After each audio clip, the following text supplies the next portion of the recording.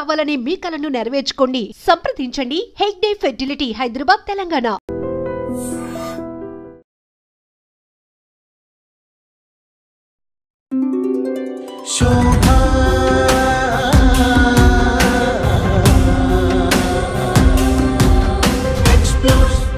I explore only the truth, the two for you all.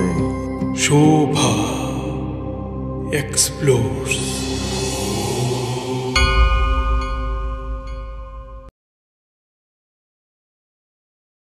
మీరు అన్నమయ్యపురం రావడం, ఈరోజు interview చేయడం మిమ్మల్ని నాకు చాలా సంతోషంగా ఉందండి. మీరు అన్నమయ్య మానసపుత్రిక మీ చేత ఇంటర్వ్యూ చేయించుకోవడం మాకు చాలా ప్రివిలేజ్గా ఉందమ్మా. It is a great privilege and honour to me. ఆధ్యాత్మికత వేరు, భౌతిక శాస్త్రం వేరు అంటుంటారు కదా, రెండు ఒక నాణ్యానికి ఇరు పార్శ్వాలు అని నేను అనుకుంటున్నాను. మీ అభిప్రాయం అండి? 100% అమ్మా. ఫిజిస్ట్ ఎడింగ్టన్ కూడా అదే చెప్తాడు. ఈ సృష్టిని, అలాగే గాయత్రి మంత్రంలో ఉన్నటువంటి ఓం భూహు భువః సువః తత్ సవితుః వరేణ్యం అంటే స్క్వేర్. సో ఎంసీ స్క్వేర్ని మనము మల్టిప్లై చేస్తే ఎనర్జీ వస్తుంది. అదే సృష్టి నిర్మాణాన్ని పరిశోధించే ప్రక్రియ ఫిజిక్స్, సైన్స్ అమ్మ. చాలా చర్చ జరుగుతున్న విషయం ఇది. కలియుగాంతానికి చిహ్నం, దగ్గరలోనే కలియుగాంతం ఉంది అని కొంతమంది అంటున్నారు. మీ అభిప్రాయం? మీ ద్వారానే ఆ కల్కి భగవాన్ యొక్క ఆవిర్భావం జరగాలనేమో సంకల్పం స్వామిది. పోతులూరు వీరబ్రహ్మేంద్ర స్వాముల వారు తీసుకున్న వంగాబాబా ఆమె చెప్పిన వంగాబాబా సీనియరా, Nostradamus senior? Nostradamus senior. Nostradamus is 1503. 1503లో అన్నమాచార్యుల వారు పరమపదాన్ని అందుకున్నారు. మహాత్ములు పుట్టినప్పుడు ఒక తోక చుక్క వెళ్ళినప్పుడు ఒక తోక చుక్క వస్తుందండి. ఎందుకని మానవులు మనసు మార్చుకోలేకపోతున్నారు? యాదేవి సర్వభూతేషు మాయారూపేణ సంస్థిత నమస్తస్యై నమస్తస్యై నమస్తస్యై నమో నమః. మాయ తానై ఉన్నాడు. తాంసి దేవి భగవతి బలాదాకృష్య మోహాయ మహామాయా ప్రయచ్చతి. జ్ఞానుల్ని సైతము బలంగా ఆకర్షించి వాళ్ళను మాయలో నేనే పడేస్తాను అని స్వామి చెప్పాడు. గురువులు ఎంతమంది ఉన్నారు భారతదేశంలో? ఇప్పుడు భగవంతుడి పేర స్వార్థం సాధిస్తున్నారేమో. సాధకులైన వాళ్ళు గురువును సంప్రదించాలంటే ఎట్లా? దత్తాత్రేయ స్వామి వారి గురుచరిత్రలో, గురుగీతలో చెప్పాడు. మొన్న అఘోరి స్వామి ఆశ్చర్యం వేసింది. ఆ వర్షిణి అనే అమ్మాయి సాధన నేర్చుకోవాలనుకుంది. ఓకే, అంటే అశాస్త్రీయమైన గురువుల్ని అప్రోచ్ అవుతున్నారు. సరైనటువంటి జ్ఞానం వీళ్ళకి రావడం లేదు. మీరు రోజు చేసే సాధన ఏమిటి తెలుసుకోవచ్చా? మా కులదైవం వెంకటేశ్వర స్వామి అమ్మ. మా అమ్మగారు మా ఇంట్లో పేరే Venkataramana.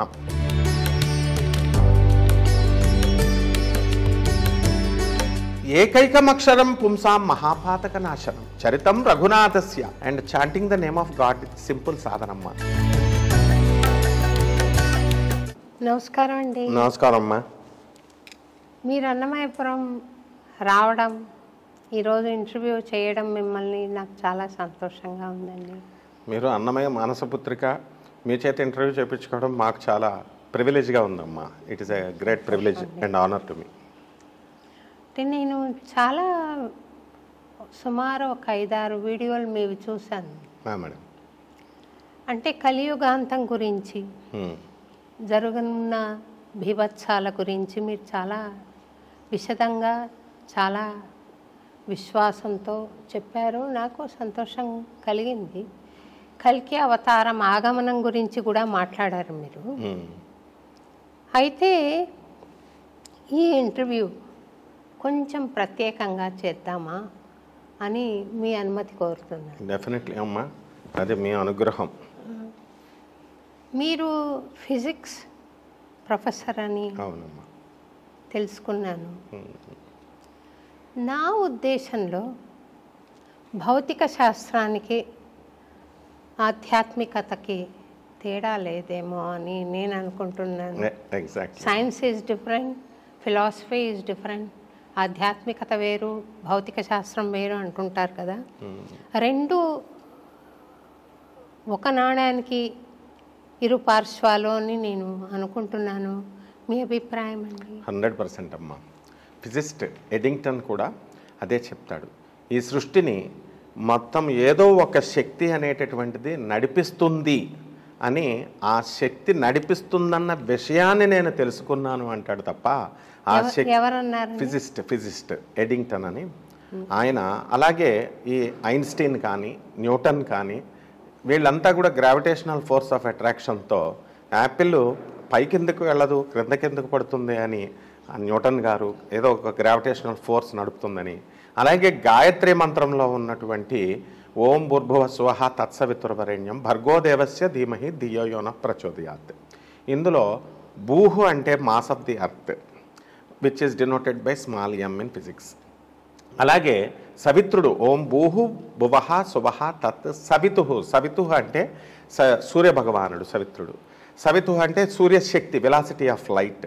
So which is denoted by small C in physics. ఓం భూహు భువః సువః తత్ సవితుహు. వరేణ్యం అంటే స్క్వేర్. సో ఎంసీ స్క్వేర్ని మనము మల్టిప్లై చేస్తే ఎనర్జీ వస్తుంది. అదే భగవంతుడు అనండి, సబ్టిల్ ఎనర్జీ అనండి, సుప్రీం కాన్షియస్ అనండి, మన బాడీలో ఉన్న చైతన్యం అనండి. అంటే భగవంతుడు చేసినటువంటి సృష్టి నిర్మాణాన్ని పరిశోధించే ప్రక్రియ ఫిజిక్స్, సైన్స్ అమ్మ. నేనే అడుగుదాం మిమ్మల్ని, ఫిజిక్స్ ప్రొఫెసర్ గారు కదా, E=mc² అన్న సూత్రాన్ని నేను కొంత అర్థం చేసుకునే ప్రయత్నం చేశాను, కానీ నాకు అర్థమైనట్టే అనిపిస్తుంది, అర్థం కాదు అది. కానీ నా దృష్టిలో రిలేటివ్ థియరీ అంటే ఇప్పుడు జిమ్కి వెళ్తాము, జిమ్లో ఎక్సర్సైజ్ చేస్తున్న అరగంటకి నేను లతా మంగేష్కర్ గారి పాటలు వింటున్న అరగంటకి, ఈ అరగంట లతా మంగేష్కర్ గారి పాటలు వింటున్న అరగంట క్షణంలో గడిచిపోయింది అనిపిస్తుంది. జిమ్లో ఒక యుగం ఇంకా నడుస్తుంది ఏంటి, ఇంకా నడుస్తుంది ఏంటి అనిపిస్తుంది. ఇదే రిలేటివ్ థియరీ నాకు తెలిసింది. మీరు రిలేటివ్ థియరీని నాబోటి సామాన్యులకు కూడా అర్థమయ్యేలాగా వివరించగలుగుతారా? తప్పకుండా. ఇక్కడ మనకి సృష్టిలో మామూలుగా దేశ కాలమాన పరిస్థితులు అంటూ ఉంటాం కదా, టైము, స్పేస్, తర్వాత ఎనర్జీ.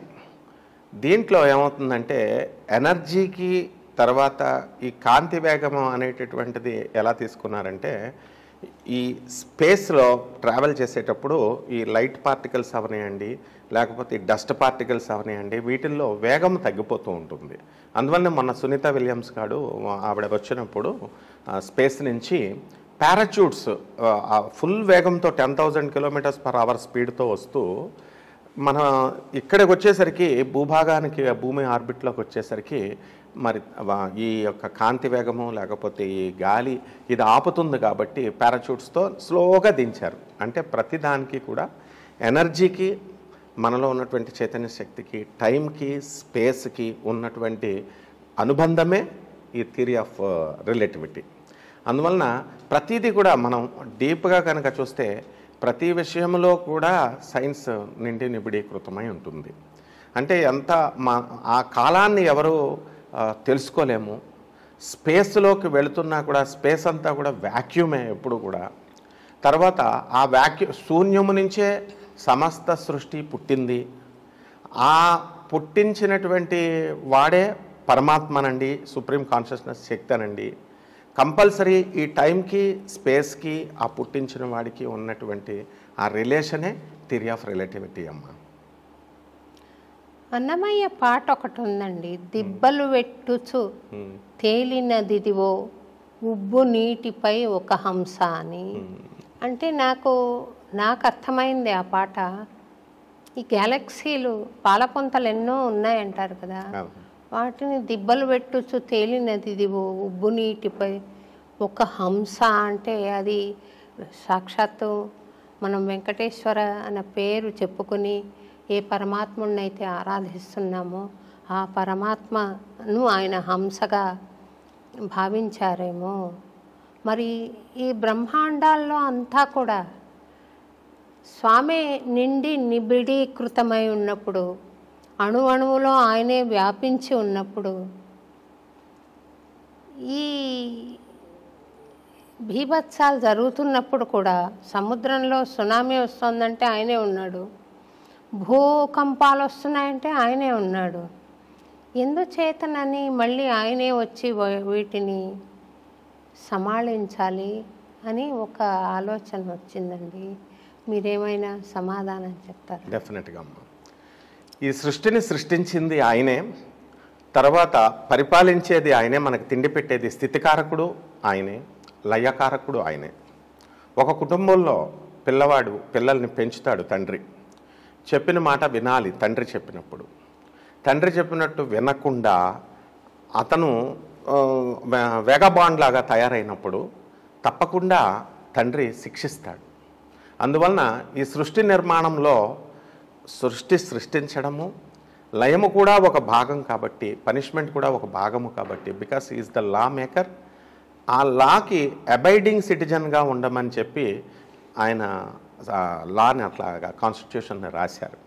కాబట్టి ఖచ్చితంగా ప్రతిదీ కూడా ఆయన ఇచ్చ ప్రకారమే జరుగుతుంది. కాబట్టి సృష్టించేది ఆయనే. ఓం సర్వచైతన్య రూపాం తాం ఆద్యాం విద్యాం చ ధీమహి బుద్ధిం యోన ప్రచోదయాత్. దేవీ భాగవతంలో మొదటి శ్లోకం. సర్వ విద్యలు ఆది విద్యలు నేనే అయ్యున్నాను. తర్వాత నా యొక్క బుద్ధిని సరైనటువంటి మార్గాల వైపు ప్రేరేపించుగాక అని మనము పరమాత్మను వేడుకోవాలి. అంటే బుద్ధి కర్మానుసారిణి కాబట్టి, బుద్ధిని కర్మలను బట్టి నడుస్తుంది కాబట్టి, బుద్ధి వక్రించినప్పుడు బిడ్డ చెడ్డ కర్మల్లో పడి ఆత్మ ఉద్ధరించుకోకుండా పతనమవుతాడు. కాబట్టి ఆ పతనాన్ని ఆపడం కోసం సృష్టిని, తాను సృష్టించినటువంటి సృష్టిని లయం చేసి మళ్ళీ పునఃసృష్టింపజేసి ఆ అబ్బాయిని కరెక్ట్ చేస్తాడు. It is nothing but correctional sentence.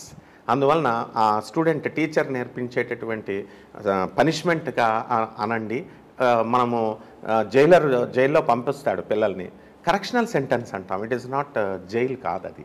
ఆ విధంగా పరమాత్మ కూడా మనల్ని, మన ఆత్మను ఉద్ధరించే ప్రక్రియలో ఈ లయం కూడా ఒక భాగము. ఈ తుఫాన్లు, కష్టాలు ఆయనే ఇవన్నీ కూడా తీసుకొస్తాడమ్మా. ఊర్ధ్వమూలమధశాఖం అశ్వత్థం ప్రాహురవ్యయం అని భగవద్గీతలో స్వామి చెప్పినట్టు వాడే అన్నిటా ఉన్నాడు. ఆ దుర్మార్గపు సంకల్పాలు మనిషికి కలుగుతున్నాయంటే తమోగుణం ప్రకోపించడమే కదా తమోగుణం. 100%. ఆ తమోగుణం సృష్టించింది భగవంతుడే. మరి ఇలాగా అశ్వత్థం ఎలాగా, అశ్వత్థ వృక్షం తలక్రిందులుగా ఉంటుంది అని ఎలాగైతే భగవద్గీతలో చెప్పబడిందో, ఈ తత్వాన్ని వేదశాస్త్రములు తెలిసిన వారే ఎరుగరు సృష్టి విలాసం అని చెప్పినట్టు మహాకవి ఎవరో. నేను అనుకుంటున్నాను దీన్ని ప్రశ్నించి తర్కంతో సాధించడం కష్టమేమో. శరణాగతి భక్తి సాధనతో అవగాహన కొంతవరకు చేసుకోగలుగుతామేమో అని అజ్ఞానినైనా నేను అనుకుంటున్నాను. మీ అభిప్రాయం ఏమివ్వండి? 100% అమ్మా. ప్రతి మానవుడు, ప్రతి జీవి కూడా సక్సెస్నే కోరుకుంటాడు తప్ప ఫెయిల్యూర్ని కోరుకోడు. Failure is also the stepping stone of the success అని, ఫెయిల్యూర్ కూడా జీవితంలో ఒక భాగం అని చెప్పడం కోసమే ఒక్కొక్కసారి మనల్ని క్రిందకు పడేస్తూ ఉంటాడు. అలాంటి స్వామి మనకి ఈ యొక్క విషయాల్లో మాయను, అశ్వత్థ వృక్షంలో తలక్రిందులుగా ఉన్నట్టుగా ఉన్న మాయను మనం అర్థం చేసుకోవడం కష్టమేమో తర్కం ద్వారా. శరణాగతి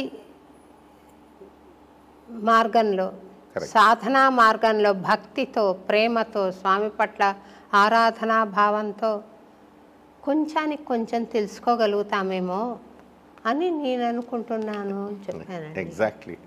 God is all pervading, all powerful, omniscient, omnipotent, omni present.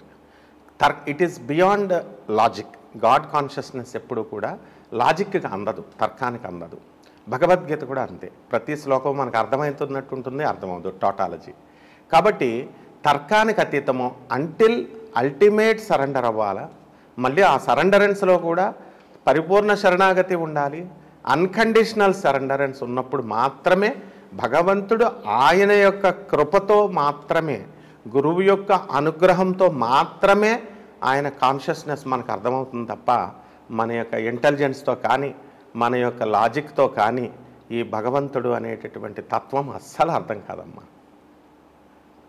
ఇప్పుడు చాలా చర్చ జరుగుతున్న విషయం ఇక్కడ మనం ప్రారంభించాం. అవును, మార్చి 26న, మార్చి 26 మార్చి 26.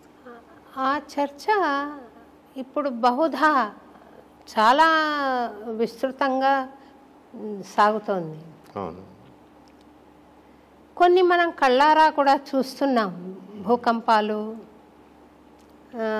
అగ్నికీలలు ఇలా మన కాలిఫోర్నియాలో జరగడం కానీ, మయన్మార్లో భూకంపం రావడం కానీ, పలు చోట్ల భూకంపం సంభవించడం, ఇది కలియుగాంతానికి చిహ్నం, మొదలు ప్రారంభమని కొంతమంది అంటే దగ్గరలోనే కలియుగాంతం ఉంది అని కొంతమంది అంటున్నారు. మీ అభిప్రాయం ఏంటి? ఇది మనము 26 మార్చిన మీరు మన అన్నమయపురంలో అన్నమయ మానసపుత్రికైనటువంటి మీ చేతుల మీదుగా మీ జీవితాన్ని శ్రీ వెంకటేశ్వర స్వామికి అంకితం చేశారు. పరమ భక్తురాలని మీకు పేరుంది విశ్వమంతా. అటువంటి మీ ద్వారానే ఆ కల్కి భగవాన్ యొక్క ఆవిర్భావం జరగాలనేమో సంకల్పం స్వామిది. అందుకేనేమో ఆ రోజు ఒక చక్కగా కల్కి పైన పాట రాసి జాతికి, నేషన్కి అంకితం చేశారు. అలాగే ఆ రోజు వచ్చినటువంటి బెనారస్ నుంచి వచ్చినటువంటి కాశీనాథ్ మిశ్ర గారు, భువనేశ్వర్ నుంచి వచ్చినటువంటి ఆయన కూడా చాలా వాస్ట్గా ఎన్నో ఇయర్స్ నుంచి ఈ కల్కి గురించి, ఈ కల్కి మూమెంట్, కలియుగాంతం గురించి చక్కటి ఉదాహరణలతో, ప్రెడిక్షన్స్తో తీసుకొస్తూ వస్తున్నారు. భవిష్యమాలిక అది పంచసకులు రాసినటువంటి పూరి జగన్నాథ స్వామి టెంపుల్ నుంచి రాసినటువంటిది కాబట్టి 600 years బ్యాక్ రాసినటువంటిది. సర్వ ఆధారాలతో అవన్నీ కూడా జరుగుతున్నాయి. ఆయన ఆ రోజు ఏం చెప్పారంటే మనకి ఫ్లాగ్ పడుతుంది, జగన్నాథ స్వామి గుడి నుంచి ఫ్లాగ్ పడుతున్నప్పుడు కలియుగం దగ్గరకు వస్తుంది, అంతము అని చెప్పారు. అలాగే ఫ్లాగ్ అనేక సార్లు పడింది. మొన్న కూడా ఈగల్ ఒక గ్రద్ద తీసుకెళ్ళి దాని చుట్టూ ప్రదక్షిణాలు చేయడము. అలాగే స్టోన్స్ కూడా నీలచక్ర అంటాం పైన, ఆ నీలచక్రాకి అగ్ని అంటుకుంటుంది అన్నారు. ఆ నీలచక్ర దగ్గర దీపం పెడితే ఆ ఫ్లాగ్కి ఇది అంటుకుంది. ఎప్పుడైతే అగ్ని అంటుకుంటుందో ఫ్లాగ్కి కలియుగానికి దగ్గరకు వస్తుంది అన్నారు. అలాగే రాళ్ళు పడ్డం 1970లో కూడా అలా కొన్ని ఇయర్స్ ఉన్నాయి. రీసెంట్గా కూడా 2015లో కూడా కొన్ని స్టోన్స్ పైనుంచి నీలచక్ర నుంచి 30 to 40 కిలోస్ వెయిట్ ఉన్నటువంటి స్టోన్ కూడా పడింది అని ఇవన్నీ కూడా మనం కళ్ళ ముందు ఇప్పుడు చూస్తున్నాం. భవిష్యమాలికలో రాయి ఫ్రమ్ నోవేర్ ఇట్ ఫెల్. అక్కడ స్టోన్సే ఉండవు కదా. నేను చాలాసార్లు వెళ్ళాను పూరి జగన్నాథ స్వామి గుడికి. పైన అంత స్టోన్ పైన ఎందుకు ఉంటుంది? So it is a mystery.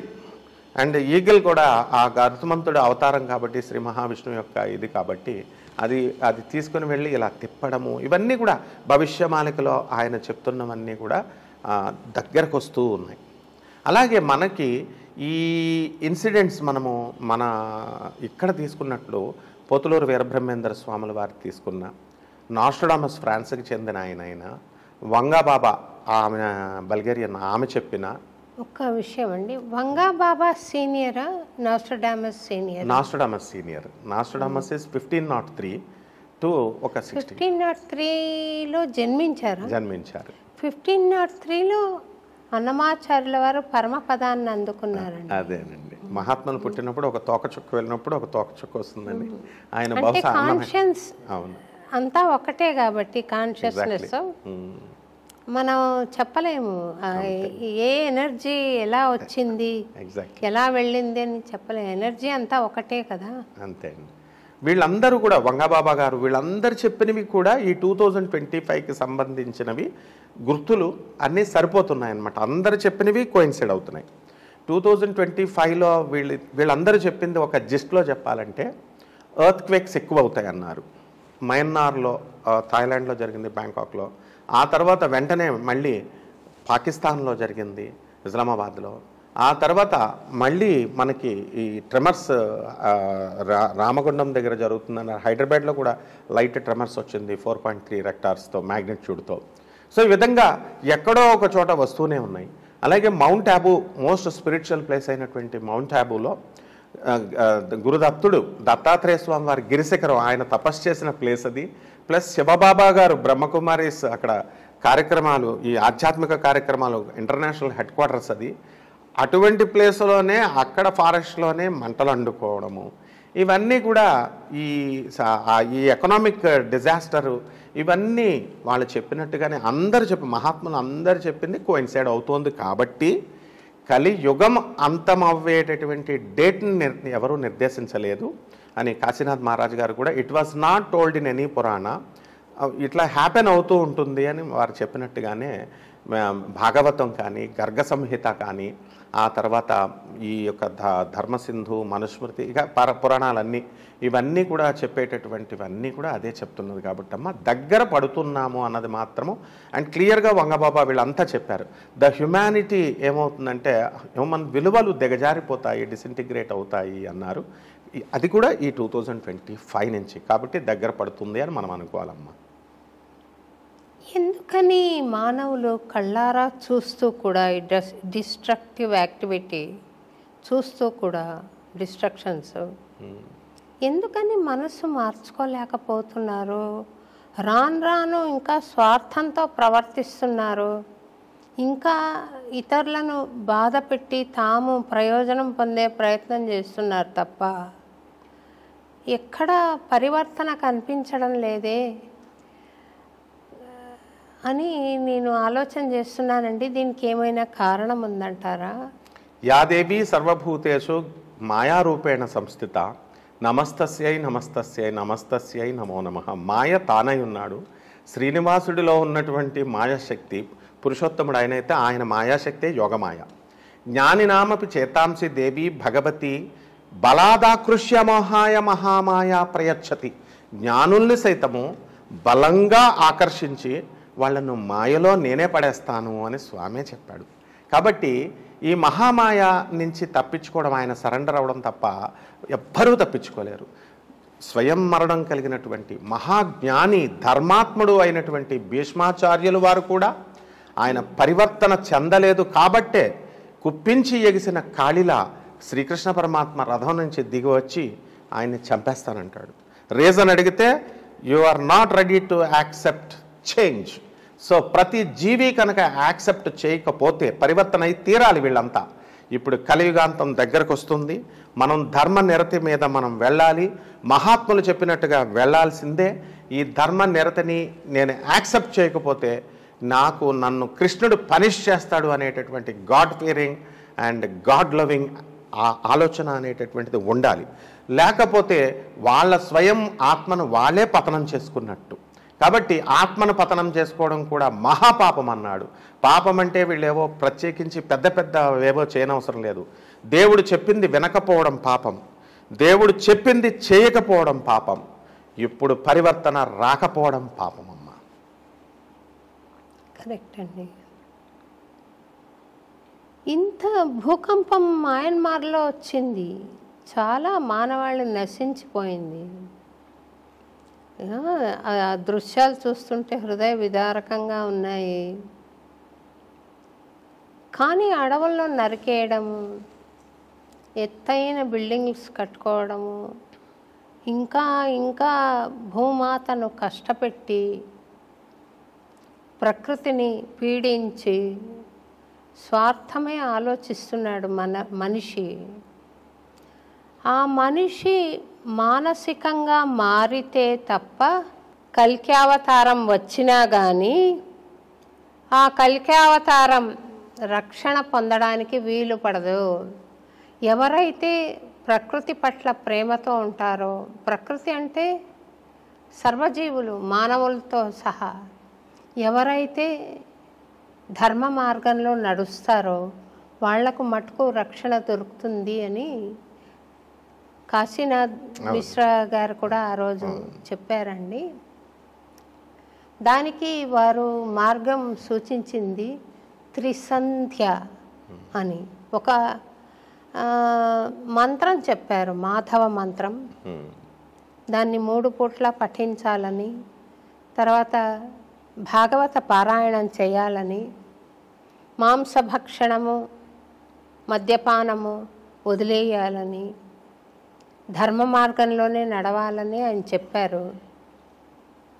ఇలా నడుస్తూ కూడా మనస్సుని పవిత్రంగా ఉంచుకోవడం వీలవుతుందా, లేకపోతే మనస్సుని వదిలేసి 3 చేస్తూ ఉంటారా? సాధారణంగా మనము డిఫారెస్టేషన్, ఓం ప్రకృతి అయి నమః, ఓం వికృతి అయి నమః అన్నారు. ప్రకృతి నేనే అయి ఉన్నాను అన్నాడు, అమ్మవారే ప్రకృతి. కాబట్టి ఎప్పుడైతే ఈ డిఫారెస్టేషన్ చేస్తున్నామో, చెట్లు నరికేస్తున్నామో, భూమి యొక్క ఉపరితలం పైన జరిగేటటువంటి మార్పుల్ని సూచించడానికే భూకంపాలు వస్తాయి. ఈ క్రింద టెక్టికల్ ప్లేట్స్ అని ఉంటాయి. ఆ ప్లేట్స్తో ఒకటి ఇప్పుడు యురేషియన్ ప్లేట్స్, ఆ తర్వాత ఇండియన్ ప్లేట్స్ ఒకదాన్నొకటి తోసుకోవడం వల్ల ఈ యొక్క భూకంపాలు వస్తున్నాయి ఆ జోన్లో. అలా ఈ భూకంపాలు వచ్చినప్పుడు ఇదంతా దేనికి సూచన? Be careful. మీరు పైన చెట్లు నరుకుతున్నారు, ప్రకృతిని విధ్వంసం చేస్తున్నారు. If you continue the same thing, ఇలాగే కనుక మీరు కంటిన్యూ చేస్తే తప్పద వినాశనం అని చెప్పడానికే భూకంపం ఇది సూచిక. కంసుడికి ఏ రోజునైతే తన చెల్లెల్ని దేవకిని పెళ్లి చేసుకొని తీసుకెళ్తుంటే ఈ యొక్క వసుదేవుడితో, అప్పుడు ఆశీర్వాణి హెచ్చరిస్తుంది, నీ చెల్లి కడుపున పుట్టినటువంటి అష్టమ గర్భ సంతానమే నీ యొక్క మృత్యుకు కారణం. ఎందువలన ఆశీర్వాణి చెప్పాల్సి వచ్చిందంటే, you change your attitude, I change your fate. అది అంటే వినాశనాన్ని ఆపొచ్చు ఎప్పుడు? మనస్సును మార్చుకున్నప్పుడు, పరివర్తన వచ్చినప్పుడు. కాబట్టి మానవుడు అయ్యో కలియుగం అయిపోతోంది, అయ్యో నేను పతనమైపోతాను, నేను భయపడాల్సినటువంటి అవసరం లేదు. మన బుద్ధి కర్మానుసారిణి అని చెప్పినట్టుగా మన కర్మను కనుక మనము మార్చుకుంటూ వెళుతున్నప్పుడు ఆటోమేటిక్గా బుద్ధి సవ్యమైనటువంటి మార్గాల వైపు ఆలోచిస్తుంది అని శాస్త్రాలు చెప్తున్నాయి. కాబట్టి ఈ రానున్నటువంటి విపత్తులన్నింటినీ కూడా కాశీనాథ్ మహారాజు గారు చెప్పినట్టుగా త్రిసంధ్య, మామూలుగా త్రికాల సంధ్య వందనము, ఆ తర్వాత గోవింద నామస్మరణ, మాధవ నామస్మరణము, సెంటియంట్ ఫుడ్డును తీసుకోవడము, ఈ సాత్విక ఆహారము, ఇలాంటివన్నీ కూడా ప్రాచీన ఋషులు చెప్పినవే. అది మళ్ళీ పాపం ఆయన నొక్కి వక్కాణించి ఆయన గట్టిగా చెప్తున్నారు. ఎప్పుడైతే ధర్మాన్ని ఈ విధంగా ఆయన చెప్పినట్టుగా కనుక ఫాలో అయితే తప్పకుండా ఈ యొక్క పరివర్తన మనలో వచ్చి, ధార్మిక విధానం మనకు వచ్చి మన ఆత్మలు ఉద్ధరించబడతాయి. మేబీ మనం ఈ యొక్క కలియుగాన్ని ఆపలేమేమో కానీ, అంతాన్ని ఆపలేమేమో కానీ, మన ఉద్ధరాత్మన, నీ ఆత్మను, మన ఆత్మను మన చేతుల్లోనే ఉంది. కాబట్టి you are the master of your fate అని స్వామి వివేకానంద చెప్పాడు. కాబట్టి మన భవిష్యత్తు మన చేతుల్లోనే ఉంటుంది. కాబట్టి మన కర్మల్ని మంచి కర్మలుగా మార్చుకునే ప్రయత్నంలో తప్పకుండా మన సోల్ దివ్యాత్మగా ఉండి పతనం కాకుండా రక్షించుకునే వెసులుబాటు మన చేతిలో ఉంది. కాబట్టి కంపల్సరీ కాశీనాథ్ మహారాజు గారు చెప్పినట్టుగా మరి మీ ఆధ్వర్యంలో అది జరిగింది. కాబట్టి it is an order of lord Balaji అనుకుని ప్రజలంతా కూడా ధర్మనిరతితో నడిస్తే మానవాళే మొత్తం సుఖపడుతుంది, మానవాళే ఉద్ధరించబడుతుందమ్మా.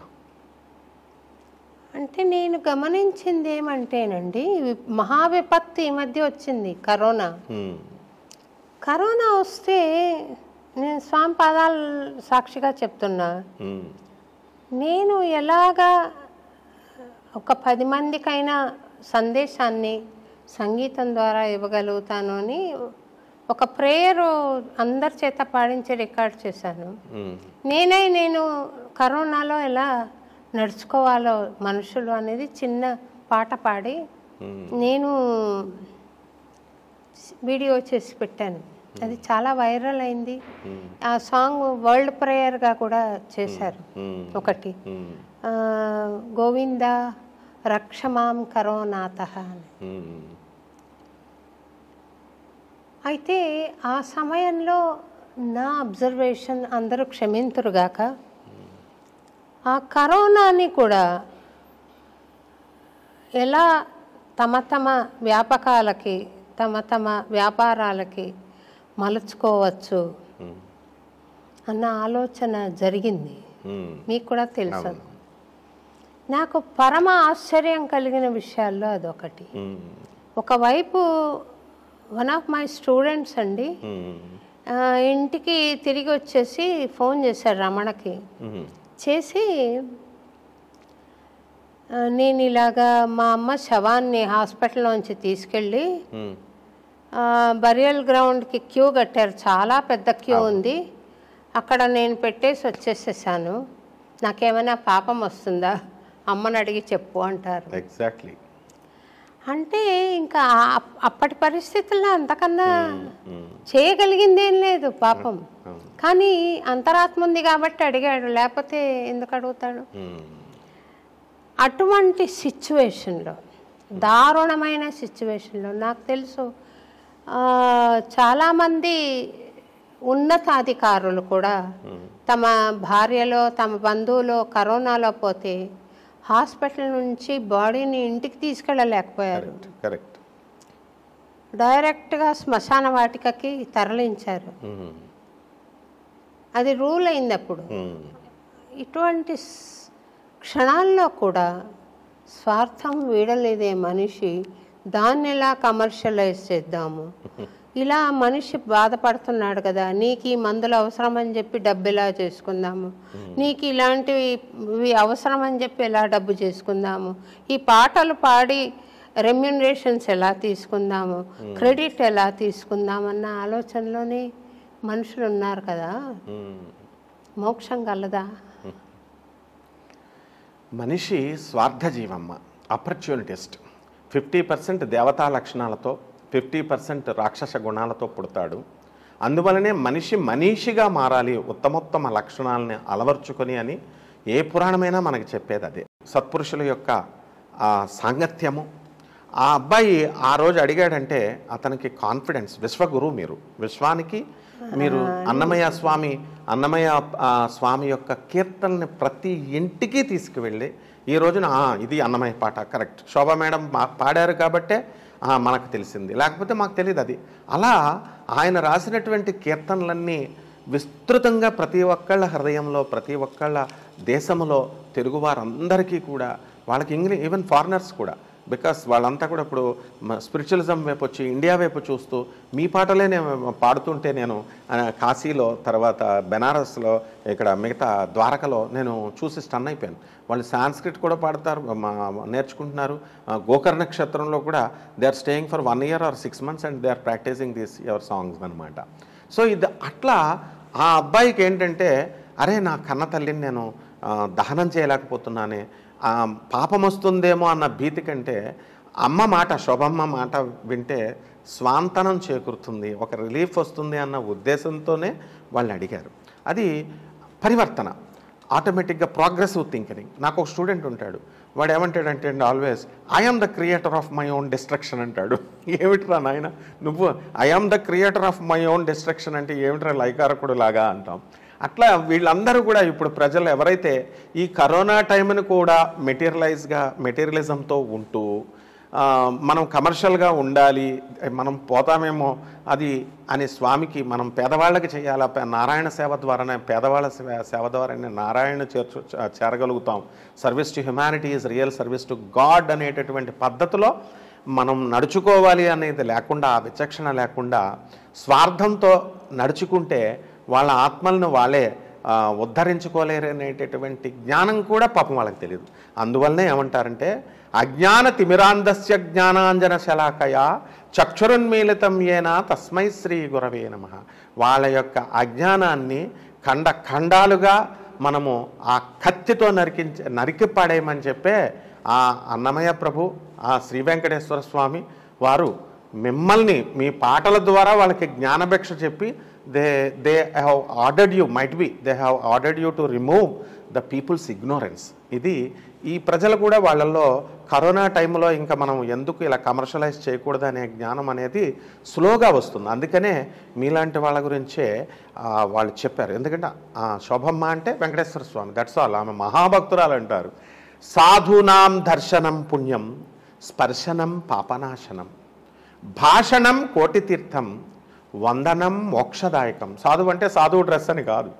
ఇప్పుడు సత్వగుణ సంపన్నురాలైనటువంటి మీరు, భగవత్ సేవ చేస్తున్నటువంటి మీరు, అన్నమయ్య మానసపుత్రిక అయినటువంటి మీరు, మీ దర్శనం వాళ్ళు టీవీలో చూసుకున్నా, యూట్యూబ్లో చూసుకున్నా, ఎక్కడ చూసినా ప్రత్యక్షమైనా పరోక్షమైనా దర్శనం పుణ్యం, పుణ్యం అనేది వస్తుందని ఆ అబ్బాయి నమ్మకం. భాషణం కోటి తీర్థం. మీతో మాట్లాడితే అమ్మగారిని ఫోన్ చేసి అమ్మగారితో మాట్లాడి, అమ్మ మా అమ్మకి నేను చేయలేకపోతున్నాను ఈ యొక్క దహనం అని అడిగితే కోటి తీర్థాల్లో ఇది. స్పర్శనం పాపనాశనం. మీ చేత ఆశీర్వాదం పొందితే వాళ్ళ పాపాలు నశిస్తాయని. వందనం మోక్షదాయకం. ఆ నమస్కారం చేస్తే మోక్షానికి హేతు అవుతుందని. అందువలన ఈ ప్రపంచంలో ఉన్నటువంటి మీలాంటి సత్పురుషుల యొక్క సాధు గుణాలు కలిగినటువంటి కాశీనాథ్ మహారాజ్ గారు, మన రామయోగి గారు, మరి మన మనోహర్ గారు, వీళ్ళందరినీ మహాత్ములను తీసుకొచ్చారు మీరు. ముఖ్యంగా మీ శిష్యురాలైన మల్లిక, వీళ్ళంతా కూడా మన పేరున మనకు అక్కడ ఆ రోజు వచ్చినటువంటి మీ శిష్యులందరికీ కూడా, మీ స్టూడెంట్స్ అందరూ కూడా ఇదే ఆశిస్తారమ్మా. అందువలన తప్పకుండా ప్రజల్లో మార్పు వస్తుంది, మనుషులుగా ఎదుగుతారు వీళ్ళు. కాకపోతే we have to continuously put our efforts. మీరు పాడుతూనే ఉండాలా, వాళ్ళకి చెప్తూనే ఉండాలా, వాళ్ళకి గైడెన్స్ ఇస్తూ ఉంటే తప్పకుండా ఏదో ఒక రోజున వాళ్ళ ఆత్మలను వాళ్ళు ఉద్ధరించుకుంటారు డెఫినెట్గా. మీరు శ్రీరామయోగి గారి పేరు చెప్పారు, ప్రస్తావన వచ్చింది కాబట్టి ఒక విషయం అండి. మీరు వస్తున్న సందర్భంగా వారిని కూడా ఆహ్వానిద్దామని అనుకున్నాను, కానీ స్వామిని మళ్ళీ మొన్ననే ఇంటర్వ్యూ చేశాను, మొన్ననే కార్యక్రమం జరిగింది. మళ్ళీ కాశీనాథ్ మిశ్రా గారితో పాటు వారు మాట్లాడారు. మళ్ళీ మాట్లాడించడం పునరావృతం అవుతుంది ఒకటి. రెండోది కొంచెం గ్యాప్ ఇచ్చి చేద్దామని అనుకున్నాను. మూడోది మీ అభిప్రాయం, మీ సొల్యూషన్స్ ఏంటి అనే దాని మీద ఈ ఇంటర్వ్యూ ఫోకస్ అవ్వాలి అని నా ఉద్దేశం ఉంటుంది. అందుకని నేను ఇంటర్వ్యూగా చేయలేనేమో స్వామి, కానీ తమరొస్తే సంతోషమే అని చెప్పాను. స్వామి ఇంకోసారి వస్తారనుకుంటాను. కానీ అమాయకంగా ఆధ్యాత్మిక ఉన్నతిని అందుకున్న మహానుభావులు శ్రీరామ్ యోగి గారు. ఇందాక మీరు చాలా చక్కగా సెలవిచ్చారండి, ఇది గురువు తొలగించగలుగుతాడు అని. అటువంటి గురువులు ఎంతమంది ఉన్నారు భారతదేశంలో? ఇప్పుడు పూర్వకాలంలో అంటే మనకు అడుగడుగున అటువంటి మహానుభావులు, సాధు పుంగవులు దర్శనమిచ్చేవాళ్ళు. ఇప్పుడు 100కో 1,000కో ఒకళ్ళు ఉంటారు, వాళ్ళను మనం అందుకోలేం కూడా. అందుకున్న ఒకరిద్దరు ఉంటారు సరే, కానీ ఎక్కువ మంది భగవంతుడి పేర స్వార్థం సాధిస్తున్నారేమో, భగవంతుడి పేర మోసం సాగుతుందేమో, బూటకం జరుగుతుందేమో అని అనిపిస్తుందండి. వాళ్ళ విలువల తీరు, వాళ్ళ ప్రవర్తన తీరు, వాళ్ళ వాచకం ఒక రకంగా ఉంటుంది, ప్రవర్తన ఇంకో రకంగా ఉంటుంది. దీనికి మరి సాధకులైన వాళ్ళు గురువును సంప్రదించాలంటే ఎట్లా? గురుగీతలో చెప్పబడిందమ్మా, దత్తాత్రేయ స్వామి వారి గురుచరిత్రలో గురుగీతలో చెప్పాడు, మంత్రశాస్త్రంలో కూడా గురుగీతలో చెప్పాడు. గురువుకు కావలసినటువంటి లక్షణాలను చెప్పాడు. గురువులో శిష్యుడి పట్ల వాత్సల్యము, సకల శాస్త్రాల యందు ఆసక్తి, నిష్ణాతత, ఈ should have proficiency in all the subjects. తర్వాత సత్శీలత, నిజాయితీ, ఇలా కొన్ని క్వాలిటీస్ ఏవైతే మీలో ఉన్నాయో, ఎందుకంటే మేము చిన్నప్పటి నుంచి మిమ్మల్ని చూస్తూనే ఉన్నాం. ప్రపంచం విశ్వాన్ని అంతా కూడా అంగీకరించినటువంటి గురువు, ఆమోదింపబడినటువంటి గురువు అన్నమయ్య మానసపుత్రగా మీకు అలాంటి పేరుంది. అలా మనము గురువులో అటువంటి క్వాలిటీస్ ఉండాలంట. ఇప్పుడు ఉదాహరణగా నేను చెప్తాను, మొన్న అఘోరి స్వామి ఆమె సెలెక్ట్ చేసుకున్న విధానమే నాకు ఆశ్చర్యం వేసింది. ఆ వర్షిణి అనే అమ్మాయి బీటెక్ సెకండ్ ఇయర్ చదివింది, సాధన నేర్చుకోవాలనుకుంది. ఓకే, నేర్చుకోవాలనుకుంటే ఇప్పుడు మీరున్నారు, చాగంటి కోటేశ్వరరావు గారు ఉన్నారు, గరికపాటి గారు ఉన్నారు, పోనీ 100 మంది మంచి వాళ్ళంతా ఉన్నారు అనుకుందాం. మరి వీళ్ళందరినీ ఎవరూ కనబడలేదా? వీడు అశాస్త్రీయమైనటువంటి అవైదికమైనటువంటి పద్ధతుల్లో నేర్పిస్తున్నటువంటి వాళ్ళ దగ్గరికి ఆమె ఎలా అయితే వెళ్ళిందో అది ప్రత్యక్షంగా మీడియాలో వచ్చింది కాబట్టి వీళ్ళకి కనబడుతుంది. But all the people now in the society, living in the society, they are doing the same mistake what Varshini has done. అంటే అశాస్త్రీయమైన గురువుల్ని అప్రోచ్ అవుతున్నారు, అవైదిక మార్గాల్లో చెప్పేటటువంటి గురువుల్ని అప్రోచ్ అవుతున్నారు. కాబట్టే వీళ్ళు సరైనటువంటి జ్ఞానం వీళ్ళకి రావడం లేదు, మాయా మోహాలలో చిక్కుకుంటున్నారు. ఎందువల్లంటే వాళ్ళు అసలు గురువులు కాదు. శిష్యుడికి ఉండాల్సిన లక్షణాలు కూడా ఆ శాస్త్రం చెప్పింది. ముందు శాస్త్రం పట్ల, జ్ఞానం పట్ల అది వద్దట, గురు భక్తి పట్ల ఉండాలా, గురు సేవ పట్ల ఉండాలా. గురువు యొక్క అనుగ్రహం కోసం అక్కర్లా, గురువు అనుగ్రహం ఆటోమేటికల్లీ ఇట్ ఫాలోస్. మనము గురువు యొక్క మాటలు మనం వినాలి, గురువు యొక్క చెప్పింది మనం ఆచరించాలి అనేటటువంటిది శిష్యుడికి ఉండాల్సినటువంటి లక్షణం. ఈ 2 లక్షణాలని ముందు వెళ్ళిన తర్వాతే they have to approach any గురువుకి డెఫినేషన్ కూడా ఇవ్వబడింది. కృష్ణం వందే జగద్గురుం. ఆది గురువైనటువంటి శివుడు, ఆది గురువైనటువంటి శ్రీమన్నారాయణుడు, బ్రహ్మ విష్ణు మహేశ్వర స్వరూపుడైనటువంటి హిరణ్యాత్మక స్వరూపుడు అయినటువంటి దత్తాత్రేయుడు, దక్షిణామూర్తి, వీళ్ళందరూ ఉన్నారు. They will direct. ఎవ్వరు మామూలు వీళ్ళ ఎవ్వరికి దగ్గరికి వెళ్ళి నమస్కారం చేసినా మంచి చెప్పేవాడు గురువు, అంతే. సో అటువంటి వాళ్ళకి ఎవరికి నమస్కారం చేసినా ఆటోమేటిక్గా స్వామి పాదాల దగ్గరికే వెళుతుంది. కాబట్టి it is the bounden duty of Jagadguru. వీళ్ళంతా జగద్గురు, ఆదిశంకరాచార్య, రామానుజాచార్య, అన్నమయ్య, వీళ్ళంతా. సో ఇటువంటి జగద్గురువులు బాధ్యతది. Even if they go in a wrong way, wrong track, they will be corrected by the Jagadgurus. So మహా అయితే వీళ్ళు మోసపోతారు, మహా అయితే వీళ్ళు ఏం చేస్తారు, ఆ డబ్బులు పోయినా, ఇఫ్ యూ ఎకనామికల్గా వాళ్ళు లాస్ అయినా వాళ్ళకి ఎక్స్పీరియన్స్ అన్నా వస్తుందని మనం అంటాం.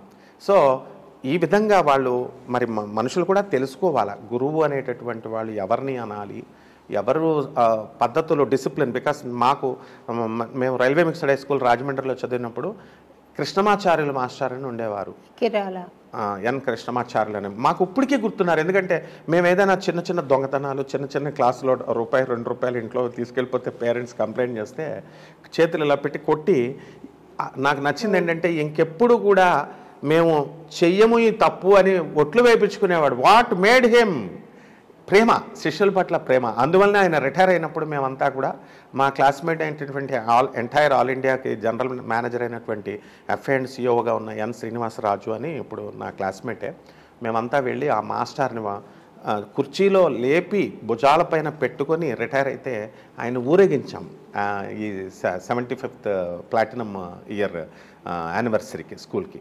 సో గురువులు అనేటటువంటి వాళ్ళ లక్షణాలు అలా ఉంటాయి కాబట్టి అవి మన బాధ్యత, మనం ఏరుకోవాలా, మనము ఇది చేసుకోవాలా. ఇది బుద్ధి కర్మానుసారిణి అన్నారు కాబట్టి బుద్ధులను బట్టే గురువులు దొరుకుతారు, వాళ్ళ కర్మలను బట్టే బుద్ధి వస్తుంది. అటువంటి చెడ్డ గురువుల దగ్గరికి వెళ్తారు. మంచి గురువులు మీలాంటి వాళ్ళ దగ్గరికి ఎవరు రాగలుగుతారంటే వాళ్ళ కర్మలు పరిపక్వమైనప్పుడు వాళ్ళ బుద్ధే డ్రైవ్ చేసి, కృష్ణుడే డ్రైవ్ చేసి, శ్రీనివాసుడే మీ దగ్గరికి పంపిస్తాడు. This is simple logic. మీరు మీ సహృదయతతో నన్ను ఎలివేట్ చేయాలని ప్రయత్నం చేస్తున్నారు, కానీ నేను భగవంతుడంటే అమితమైన ప్రేమ ఉంది, అంత మట్టుకు ఒప్పుకుంటానండి. ఆ తర్వాత నాకే క్వాలిఫికేషన్స్ ఉన్నాయో లేవో వాడికే తెలుసు, మీకే తెలియాలి. స్వామి చెప్పబట్టేనమ్మా. ఇప్పుడు ఏమవుతుందంటే టీచర్, ఇప్పుడు మన ఇంటర్వ్యూ అనుకున్నప్పుడు, నేను ఇంటర్వ్యూగా అనుకోలే, మా టీచర్ దగ్గర వైవా, మేము చిన్నప్పుడు మేము చదువుకున్న చదువు మా మాస్టర్లకి మేము అప్ చెప్పాలా, వాళ్ళు ఇంటర్వ్యూ చేసి అంతవరకు చదివారా కండక్ట్ చేయట్లేదండి. అట్లా టీచర్కి చూపించాలి. దాన్నే ఏం చేస్తారంటే నీకు నేర్పిన విద్య ఎంతవరకు వచ్చింది నాయన అనేటటువంటి ప్రదర్శన అనేటటువంటిది ఆనాటి మహాభారత కాలంలో కూడా ఉంది. కాబట్టే ద్రోణాచార్యుల వారు, భీష్మాచార్యులు, అశ్వత్థామ, కృపాచార్యుల సమక్షంలో ఈ పాండవుల విద్యా ప్రదర్శన జరిగేది. అలాగే మీకు కూడా స్వామివారి కరుణ వల్లనే ఆ గుణాలు హెచ్చించబడతాయి అన్నారు. మేము మామూలుగా ఇది సహృదయతో నేను పొగిడేది కాదు. ఒక గులాబీ పుష్పం ఉంటుంది, దాని ఫ్లేవర్ అక్కడ పెడితే ఆటోమేటిక్గా ఉంటుంది, కస్తూరి ఉంటుంది, దాని ఫ్లేవర్ ఆటోమేటిక్గా nobody needs to elevate its grandeur or its flavour. ఆ విధంగా భగవత్ భక్తిలో మీరు ఏ విధంగా అయితే ఉన్నత స్థానాలకు వెళ్ళారో, మీ శిష్యులైనటువంటి విశ్వవ్యాప్తమైనటువంటి వాళ్ళంతా కూడా శోభమ్మ గారి బాటలో వెళుతూ ఆ విధంగా స్వామి పాదాల దగ్గరికి చేరాలి అనేటటువంటి సదుద్దేశంతోనే నేను వాళ్ళకి చెప్తున్నానమ్మా. నేను గమనించిన ఇంకొక విషయం మీకు మనవి చేస్తాను అమ్మా. విష్ణు సహస్రనామం ఉంది, అది పఠించే గ్రూప్స్ ఎవరు బాగా పఠిస్తారో వాళ్లకు బహుమతి ఇస్తామని అనౌన్స్ చేశారు. చాలామంది గ్రూప్స్ వచ్చారు. మేం కాదండి, ఒక దగ్గర జరిగింది. 1, 2, 3 ప్రైజులు అనౌన్స్ చేశారు. ప్రైజ్ రాని గ్రూప్, ఒక గ్రూపు ఈ పోటీ నిర్వహణదారులు ఎవరైతే ఉన్నారో వాళ్ళను తిట్టకుండా మాకు అన్యాయం చేశారు, మాకు ఇట్లా అయిపోయింది, మాకు రావాల్సింది ఫస్ట్ ప్రైజ్ వాళ్ళకి ఇచ్చారు అని తిడుతున్నారు. అప్పుడు ఆ విష్ణు సహస్రనామ పారాయణ ప్రయోజనం ఏమైంది? అది హృదయ స్వచ్ఛత సాధించడానికి కదా మనం విష్ణు సహస్రనామం ఫస్ట్ ప్రయోజనం, అది మిగిలినవి తర్వాత. హృదయ స్వచ్ఛత లేకుండా ఇప్పుడు కల్కి అవతారాన్ని పిలిచినా వస్తాడా? నేను 108 సార్లు కాదు, 1108 సార్లు కాదు, 1,08 సార్లు, 1,08 సార్లు పఠించిన నా హృదయం స్వచ్ఛత లేకుంటే ఆయన పలుకుతాడా అని మిమ్మల్ని మీ ద్వారా ఒక సందేశం ఇద్దామని. తప్పకుండా. లలితా సహస్రనామాలు, విష్ణు సహస్రనామాలు పఠించేటటువంటి వాళ్ళు లక్షల్లో కోట్లలో ఉన్నారు. కానీ వీళ్ళంతా మెకానికల్గా చేస్తున్నారు. మీరు అన్నట్టుగా పరిశుద్ధమైనటువంటి మనస్సుతో స్వామి కరుణ, అమ్మవారి కరుణ మనము వాళ్ళది కావాలి. కానీ ఈ కండక్ట్ చేసేటటువంటి కమిటీస్ ఇచ్చేటటువంటి ప్రైజుల మీద దృష్టి పెట్టకుండా మనం చదివాము, we did our duty. Bhagavad Gita చెప్పేది అదే, విష్ణు సహస్రనామం చెప్పేది అదే. You do your duty and డెఫినెట్గా నేను చేసేది నేను చేస్తాను. అర్జునుడికి శ్రీకృష్ణ పరమాత్మ, అర్జునుడు స్వయంవరానికి వెళుతున్నాడు. కృష్ణుడిని అడుగుతాడు, బావా నేను ఏం చేయమంటావు బావా, కాంపిటీషన్కి పంపిస్తున్నావు నన్ను అంటే, ఏం లేదు నువ్వు క్రింద చూడు, పైన చేప తిరుగుతుంది, క్రింద చూడు, కొట్టేసాయి బాణం, దట్స్ ఆల్ అంటాడు. కొట్టేశాడు, విజయం అయిపోయింది, ద్రౌపది స్వయంవరం అయిపోయింది. ఆఫ్టర్ 1 year ఎక్కడో ఒక చోట పిక్నిక్లో కలుసుకున్నారు. కృష్ణుడిని అడుగుతాడు అర్జునుడు, బావా నువ్వేం హెల్ప్ చేసావు నాకు, అందులో నువ్వేం చేసావు, నువ్వు కొట్టేయమన్నావు, చూడమన్నావు, కొట్టేశాను, what is the help that you did అంటే, అప్పుడు కృష్ణుడు చెప్తాడు, నేను నువ్వు చేయమన్నది, నువ్వు చేయాల్సింది చెప్పాను అంతే, నేనేం చేస్తానో నీకు చెప్పాల. I made the water still not moving. Move ఉండకుండా స్ట్రాగ్నెంట్గా వాటర్ని ఆపేశాను కదలకుండా. అందువల్ల నువ్వు చేపను కొట్టగలిగావు నాయన. అట్లా వీళ్ళంతా కూడా పరమాత్మ ఇచ్చేటటువంటి కరుణ మీద దృష్టి పెట్టాలి. అది రావాలంటే బ్రాడ్ మైండ్ రావాలి.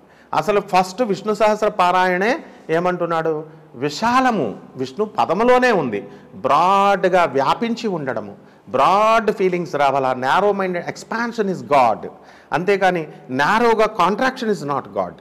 కాబట్టి వీళ్ళు ప్రైజులు రావాలా. ఇది సేమ్ సింపుల్ ఎయిర్ ఫోర్స్ స్కూల్లో ఇలాంటి కొన్ని స్కూల్స్ ఉన్నాయి, ఇంటర్నేషనల్ స్కూల్స్. వాళ్ళు ఏం చేస్తారంటే చిన్నప్పుడు ఎల్కేజీ అప్పుడు అమ్మ కాంపిటీషన్ పెట్టాం, మా పిల్లడికి ఇవ్వలేదని గొడవలు జరుగుతూనే ఉంటాయి ఇట్లా. అయితే అది చిన్న పిల్లలు కాబట్టి మళ్ళీ అదే పేరెంట్స్ వీళ్ళు ఇంజనీరింగ్కి వచ్చేసరికి ఇంట్రెస్ట్ చూపించారు, వీళ్ళు ఇంటర్మీడియట్కి వెళ్ళి డైవర్ట్ అవుతున్నప్పుడు చూపించారు. అంటే ఇక్కడ ఏమవుతుందంటే చిన్నప్పుడు చూపించే శ్రద్ధ లైఫ్ లాంగ్ చూపించాలా. ఈ విష్ణు సహస్ర పారాయణ చేసినప్పుడు ఆర్గనైజర్స్ ఎంత కష్టపడి చేస్తున్నారు, వాళ్ళొక పాలసీస్ ఉంటాయి, వాళ్ళకి మనం సహకరించాలి. మనం చదవడం వల్ల మనకి స్వామి అనుగ్రహం వస్తుంది. వీళ్ళు ఇచ్చే ప్రైజెస్ అనేది కేవలం encouragement, that's all. Consolation prices లాంటివి. అండ్ మన యొక్క ప్రతిభని కాదు వాళ్ళు గుర్తించేది, మనస్సుని అనేటటువంటి భావన అనేటటువంటిది ఈ విష్ణు సహస్ర పారాయణం వల్ల తెలిసి చదివినా తెలియక చదివినా వాళ్ళకి ఏదో ఒక రోజు వస్తుంది, ప్రస్తుతం రాకపోవచ్చు. అలా నేరోగా ఆలోచిస్తే ఆ విష్ణు సహస్రనామ పూజ ఫలితం రాదమ్మా. వీళ్ళందరూ కూడా ఏం చేస్తున్నారంటే నైవేద్యాల మీద దృష్టి. 9 రకాల నైవేద్యాలు, 9 రకాల చీరలు, 9 రకాల పుష్పాలు అని ఇవి అన్నీ చెప్తున్నారు. అసలు జగద్గురువైనటువంటి ఆదిశంకరాచార్యులు వారు ఈ యొక్క విష్ణు సహస్ర భాష్యాన్ని రాసినప్పుడు he wanted to write for Lalita Sahasranamam భాష్యం. No, this is mother's order అని చెప్పి ఆమె ఏం చేస్తుంది, ఆయన లోపలికి గది లోపలికి ఆ పుస్తకం తెమ్మని విష్ణు సహస్ర పుస్తకాన్ని పంపమని తన శిష్యుడిని పంపిస్తే అమ్మవారి అదో చిన్నపిల్ల, అమ్మవారే చిన్నపిల్లలా వచ్చి విష్ణు సహస్రాన్నే ఇస్తుంది. 2 సార్లు చేసినా 3 సార్లు చేసినా అదే ఇస్తుంటే అప్పుడు అమ్మ ఆజ్ఞ ఇది అని తెలుసుకుంటాడు. అప్పుడు అమ్మ చెప్తుంది ఏమని, Adi Shankara, this work is assigned to another super soul which is going to take birth in another generation. మళ్ళీ ఒక ఆత్మ కోసం రిజర్వ్ చేయబడింది. ఆయన రాస్తాడు లలితా సహస్ర భాష్యం. నువ్వు శివుడి అవతారం, నువ్వు సాక్షాత్ పరమేశ్వరుడు, నువ్వు శాక్తేయుడిగా శివుడిగా సౌందర్య హరి రాశావు, శివానందర హరి రాశావు. శాక్తేయుడిగా నువ్వు ముద్ర పడిపోకుండా నువ్వు కూడా విష్ణువు భక్తుడివి. మొత్తము విష్ణువు శివుడు ఇద్దరు ఒకటే, వాళ్ళిద్దరి మధ్య భేదం లేదు అని చెప్పడం కోసం నీ యొక్క జన్మ జరగడం జరిగింది, నీకు ఈ విష్ణు సహస్ర రాయడం జరిగింది అని చెప్పారు. అందువలన అప్పుడు ఆయన తెలుసుకొని రాశారు. అటువంటి మహోత్తరమైనటువంటి విష్ణు సహస్రము స్వామివారిది ఈ ప్రైజులతో చిన్న చిన్న విషయాల మీద వీళ్ళ దృష్టి పెట్టకుండా ప్రపంచ మొత్తము ఆ కాంపిటీషన్లో వచ్చినటువంటి వాళ్ళే కాకుండా ఇక ముందు జరగబోయేటటువంటి అటువంటి కాంపిటీషన్స్లో చాలామంది పాల్గొంటారు. కాబట్టి బ్రాడ్ విజన్తో సహృదయతతో పరమాత్మ యొక్క కరుణను చూడాలి తప్ప ఈ ప్రైజెస్ మీద పెట్టుకొని గొడవలు పడకూడదన్నది నా మనవి వాళ్ళందరికీ. సంతోషం అండి. నేనొక ప్రశ్న అడుగుదామనుకుంటున్నాను. మీరు రోజు చేసే సాధన ఏమిటి తెలుసుకోవచ్చా? మా కులదైవం వెంకటేశ్వర స్వామమ్మ. మా అమ్మగారు మా ఇంట్లో పేరే వెంకటరమణ, నా పేరు కూడా ఇంట్లో శ్రీనివాస్ అంటారు. తిరుపతి వెంకటేశ్వర స్వామి అస్తమానం వెళ్తాం కాబట్టి, మా అన్నవరం దగ్గర కాబట్టి ఈస్ట్ గోదావరి రాజమండ్రి కాబట్టి సత్యనారాయణ స్కూల్లో ఇంట్లో శ్రీనివాస్ అని అన్నారు. కాబట్టి ఈ రోజున చిన్నప్పటి నుంచి కూడా ఇప్పటి వరకు కూడా మా ఇంట్లో దీపారాధన అనేటటువంటిది మా అమ్మగారు ఒకరోజు కూడా మానలా. మెన్స్ట్రల్ సైకిల్లో కూడా ఇంటికి పెద్దవాడిని కాబట్టి నన్ను నువ్వు పెట్టేసే దీపము అనేవారు. సో ఆ విధంగా శ్రీనివాసుడి యొక్క పాదాలపైన అమితమైనటువంటి ప్రేమ భక్తి అనేటటువంటిది మదర్ నుంచి వచ్చింది, అందరికీ మదర్ నుంచే వస్తుంది. సో నేను స్వామివారి యొక్క అక్కడ ఏమని చెప్పాడంటే, ఏకైకమక్షరం పుంసాం మహాపాతక నాశనం చరితం రఘునాథస్య శతకోటి ప్రవిస్తరం. శ్రీమన్నారాయణమూర్తి యొక్క కీర్తి అనేకమైనటువంటి విస్తీర్ణాలు పొంది ఉంది, ప్రపంచమంతా వ్యాపించి ఉంది.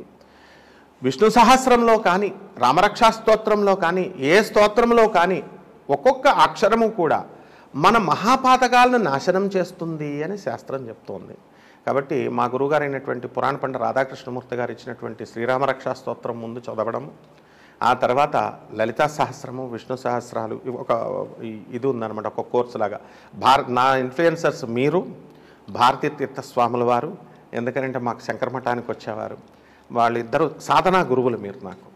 కాబట్టి మీ ఇద్దరు ప్రకారం నాకు ఆయన నుంచి శివారాధన వచ్చింది, మీ నుంచి వైష్ణవారాధన వచ్చింది. And chanting the name of God simple సాధనమ్మ. కానీ ఈ రోజుల్లో భక్తులందరూ కూడా మనం చాంట్ చేయండి అని మీరు గురువులు చెప్తుంటే మేము ఇంకా ఇప్పటికి కూడా గోవిందా గోవిందా అంటూ చాంట్ చేస్తాం. కానీ కలియుగంలో ఏమని చెప్పాడంటే కృష్ణుడు, చాంటింగ్ కాదు నాయన, చాటింగ్ చేసే భక్తులు వచ్చేస్తారన్నారు. ఇప్పుడు పీపుల్ ఆర్ చాటింగ్ వాట్సాప్లో చాట్ చేసేస్తున్నారు వాళ్ళు. సో ఇలాంటివి కాకుండా సద్గురువులు మీలాంటి సద్గురువులను ఆశ్రయించి ఇక్కడ కావలసినది క్రమశిక్షణ కావాలా, భక్తుడికి కావాల్సింది క్రమశిక్షణ. లలిత సహస్రము విష్ణు సహస్రం చదివేటటువంటి పారాయణదారులకు నేను చెప్పేది ఏంటంటే, మెకానికల్గా 10 times చదివాము 11 times చదివాము అది కాదు దృష్టి. ఒక్కసారి చదివిన ప్రతి నామాన్ని ప్రతిసారి కూడా స్వామివారి పాదాలతో తన్మయత్వంతో చదవాలా, తాదాత్మ్యం చెందుతూ చదవాలా, అది స్వామి ఆజ్ఞగా చదవాలా. గురువు ఎదురుకుండగా ఉన్నాడు అనే భయం, అమ్మో శోభమ్మ మేడం మీకు ఎదురుకుండగా ఉన్నారు, షీఈస్ అబ్జర్వింగ్ అస్ అనేటటువంటి భావనతో గురువు అబ్జర్వ్ చేస్తున్నప్పుడు శిష్యుడు అల్లరి చేయడు. కాబట్టి అప్పుడు తప్పు జరగదు. ఈ విధమైనటువంటి ప్రాక్టికల్ సాధన అలవర్చుకుంటే నేను చేసేటటువంటిది అదే సాధన. మన భక్తులందరూ కూడా డెఫినెట్గా దే విల్ బి బెనిఫిటెడ్ అమ్మా. బాగుందండి. నాకు చాలా తీవ్రమైన మనస్తాపం కలిగిస్తున్న విషయం ఏంటంటే, భక్తి ఆంగికమైపోయిందే. నేను దీపం వెలిగించానా, అగరబత్తి వెలిగించానా, కొబ్బరికాయ కొట్టానా, హారతి ఇచ్చానా, గబగబా ఆయన ఆఫీస్కి వెళ్తున్నారని గబగబా చేసేసి అక్కడ స్వామి ఉన్నాడా లేడా, నేను స్వామిని భావిస్తున్నానా లేదా అనే ఆలోచన కూడా లేకుండా, అంతకన్నా చేయకుండా ఉంటే మంచిది. భర్తకే సేవ చేసి నీ కృష్ణార్పణం అంటే పోయింది.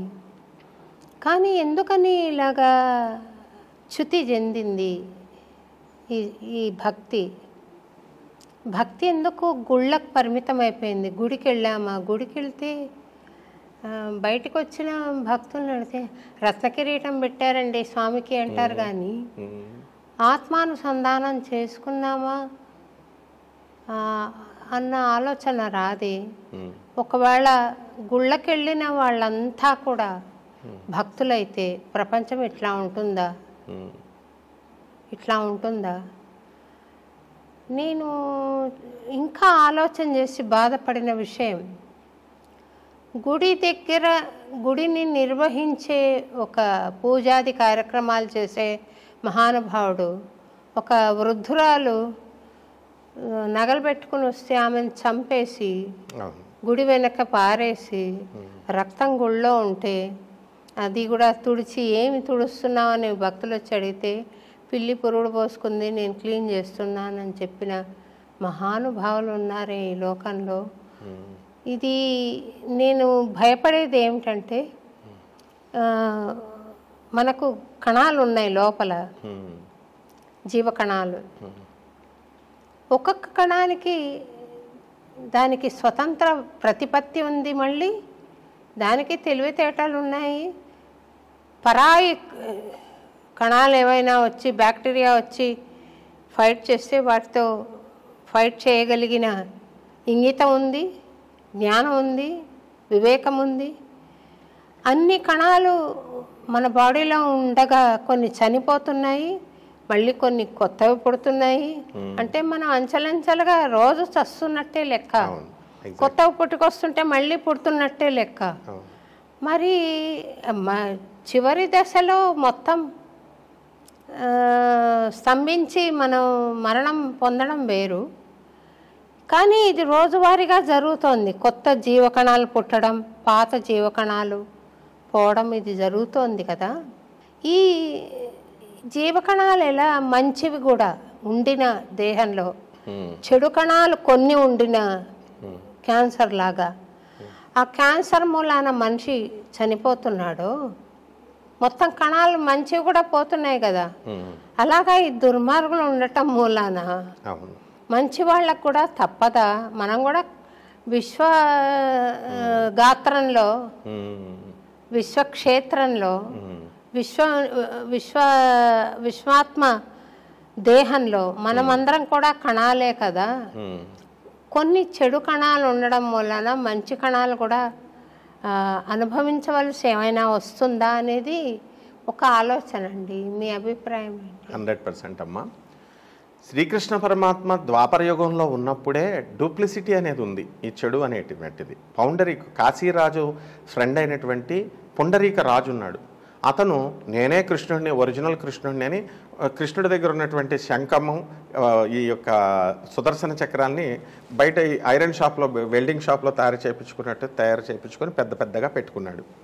మురళి ధరించాడు, ఈ విష్ణు చక్రాలు ఇవన్నీ ధరించాడు. తానే కృష్ణుడిగా భావిస్తూ ఉన్నాడు. అంతవరకు నో ప్రాబ్లం. సారూప్య భావన, నేనే కృష్ణుడు అనే భావంతో చేసుకుంటే ఏం పర్లే. పౌండరీకరాజు. అయితే అతను ఏం జరిగింది, భక్తులందరినీ, వచ్చిన భక్తుల్ని, ఒరిజినల్ కృష్ణుడు వసుదేవ కృష్ణుడు, ఇతను డూప్లికేటు, నేనే ఒరిజినల్, అందువలన ఓం పౌండరీకాయ నమః అని అనండి అని నిర్బంధిస్తూ ఉంటాడు అందరినీ. భక్తుల్ని, సాధు పురుషుల్ని అందరినీ చేస్తుంటే స్వామికి అంతా తెలుసు, కానీ కలగజేసుకోడు, టైం రావాలని. ఈ భక్తులు ఒక రోజున మేము అననంటుంటే ఇంకా శిక్షలు వేస్తూ అల్టిమేటం ఇస్తాడు, ఒరిజినల్ కృష్ణుడికే ఇస్తాడు ఆ పౌండరీకుడు. యూ లీవ్ దట్ శంఖం చక్రం, సరెండర్ టు మీ అని చెప్తాడు. అంటే రా, యుద్ధానికి రా, నాకు వచ్చేసి ఈ యొక్క పొండరిక రాజ్యానికి వచ్చేసి నాకు సరెండర్ చేసేయమంటే ఎవరు అడిగినా కృష్ణుడు రెడీ, మంచికైనా చెడుకైనా కమాండర్ని వచ్చాడు. వచ్చిన తర్వాత ఈ అర్భకుడైనటువంటి పొండరీకుడు స్వామి పైన శంఖాలని చక్రాలని విసురుతే ఆయనలో లీనమైపోతే వాడికి డౌట్ వస్తుంది, ఏమిటి అందులో లీనమైపోయినా ఏమిటి అనుకుంటాడు. అనుకున్న తర్వాత అప్పుడు డూప్లిసిటీ అనేటటువంటిది, నేను నిన్ను వదిలేశాను, కరుణామయుడు, అపార కరుణామయుడు కృష్ణుడు. వసుదేవసుతం దేవం కంసచానూరమర్దనం దేవకీ పరమానందం కృష్ణం వందే జగద్గురుం. అటువంటి కరుణామయుడైనటువంటి కృష్ణుడు ఎన్ని ఛాన్సులు ఇచ్చినా శిశుపాలుడు, నిర్భాగ్యులు వీళ్ళంతా, శిశుపాలుడు ఇతను ఉపయోగించుకోకుండా ఉన్నప్పుడు తీసేసి, నాయన నవవిధ భక్తుల్లో సారూప్య భక్తిని నేనంటూ నువ్వు బ్రతికావు కాబట్టి ఖచ్చితంగా నేను నీకు మోక్షాన్ని ఇస్తున్నానని ఇచ్చేస్తాడు. ఆ విధంగా ఇప్పుడున్నటువంటి పూజారులు కొంతమంది ఎవరో ఒకరు రావణాసురుడైనంత మాత్రాన మొత్తం ఈ సృష్టిలో ఇంకా అందరు పంతులు గారులందరినీ కూడా మనం అనుమానించే స్థితికి ప్రజలు వచ్చేస్తారు. కానీ అలా రాకూడదు. ఒకళ్ళు రావణుడు అయినంత మాత్రాన అందరూ ఉండరు కాబట్టి, మంచివాళ్ళు కూడా ఉంటారు కాబట్టి అతను ఒక చెడ పురుగు. మీరు అన్నట్టుగా మనందరం కూడా స్వామివారి యొక్క సెల్స్, మనం స్వామివారి యొక్క బాడీ అనుకుంటే శ్రీనివాసుడు మనం సెల్స్ కాబట్టి ప్రతి ఒక్కళ్ళు కూడా సత్ప్రవర్తనతో మంచి కణాలుగా మారి తీరాలి. లేకపోతే it damages how the cancer cells are damaging the body. ఆ విధంగా ఈ యొక్క మనము చెడ్డ లక్షణాలతో, చెడ్డ సంకల్పాలతో, చెడ్డ బుద్ధులతో ఉన్న మనము క్యాన్సర్ సెల్స్గా అనుకుంటే స్వామివారికి మనం ఇబ్బంది పెట్టేటటువంటి పరిస్థితిని తీసుకొస్తున్నాం. కాబట్టి అందువల్లనే ఎవల్యూషన్ అనేటటువంటిది అవసరం. కాబట్టే కృష్ణుడు ఎప్పుడు చెప్పినా పరివర్తన, యూ చేంజ్ యువర్ యాటిట్యూడ్ అంటాడు. కాబట్టి ఈ భక్తులంతా కూడా మెకానికల్గా చేసేటటువంటి ఈ పూజలు, ఈ దీపారాధనలు, ఇవి మెకానికల్గా చేయకూడదు. పరీక్షిత్ మహారాజుకి 7 రోజుల సమయమే వచ్చినప్పుడు టైము, 7 రోజుల్లో సాక్షాత్తు శుక మహర్షే వచ్చాడు. ఆ 7 రోజుల్లో నాకు తక్షకుడు శాపం పెట్టాడు, నాకు మోక్షం రావాలంటే ఏం చేయాలంటే భాగవతం వినాలి అన్నారు. వ్యాసుల వారు, వయోవృద్ధులు, జ్ఞాన వృద్ధులందరూ కూడా క్రింద కూర్చున్నారు. ఆ స్టేజ్ మీదకి శుకబ్రహ్మ స్వయంగా డైరెక్ట్ వచ్చాడు. అందరూ నమస్కారం చేస్తే వ్యాసుల వారు సాక్షాత్తు శ్రీమన్నారాయణమూర్తి అయ్యుండి కూడా మనసులో తన కొడుకు నమస్కారం చేసుకుంటాడు, బయట ఈ ప్రపంచం ఇలా ఉంది అని. ఆ సమయంలో శుకుడిని అడిగితే పరీక్షిత్ మహారాజు అప్పుడు అంటాడు, ఒక్క క్షణములో కూడా మోక్షం పొందిన వాళ్ళు ఉన్నారు నాయన, కాబట్టి నీకు 7 రోజులు ఎనఫ్ టైం ఉంది అన్నారు. కాబట్టి వీళ్ళు 40 నిమిషాలు చేశామా పూజ, 20 నిమిషాలు చేశామా అన్నది కాకుండా ఇంట్లో పనులు ఉంటాయి కాబట్టి వీళ్ళందరికీ కూడా వాళ్ళ పనులు చేసుకోవచ్చు. కనీసం 5 నిమిషాలైనా వీళ్ళు ఫుల్ కాన్సన్ట్రేటెడ్గా స్వామివారి పాదాల మీద దృష్టి పెట్టి ఆ 5 నిమిషాలు మాత్రం బంధించి వీళ్ళు చేసుకుంటే సరిపోతుందమ్మా. అలా కాకుండా ఇప్పుడు పూజలన్నీ కూడా ఆడంబర పూజలుగా మారి వీళ్ళు కనుక ఎగ్జిబిషన్ పూజలుగా కనుక చేసుకుంటే ఏమీ ప్రయోజనం ఉండదు. మీరు అన్నట్లుగా అన్నమాచార్యుల వారు అంటారండి, అమ్మ పరమాత్మ పరమాణు రూప శ్రీ తిరువెంకటగిరి దేవ అని పాడతారు ఆయన. అంటే ఆయనకు మీ ఫిజిక్స్ చాలా బాగా తెలుసు. అంతే కదా, పరమాత్మ పరమాణు రూప అన్నాడు. ఆ తత్వం తెలుసుకోకుండా వెంకటేశ్వర స్వామి దర్శనం చేసుకోవడం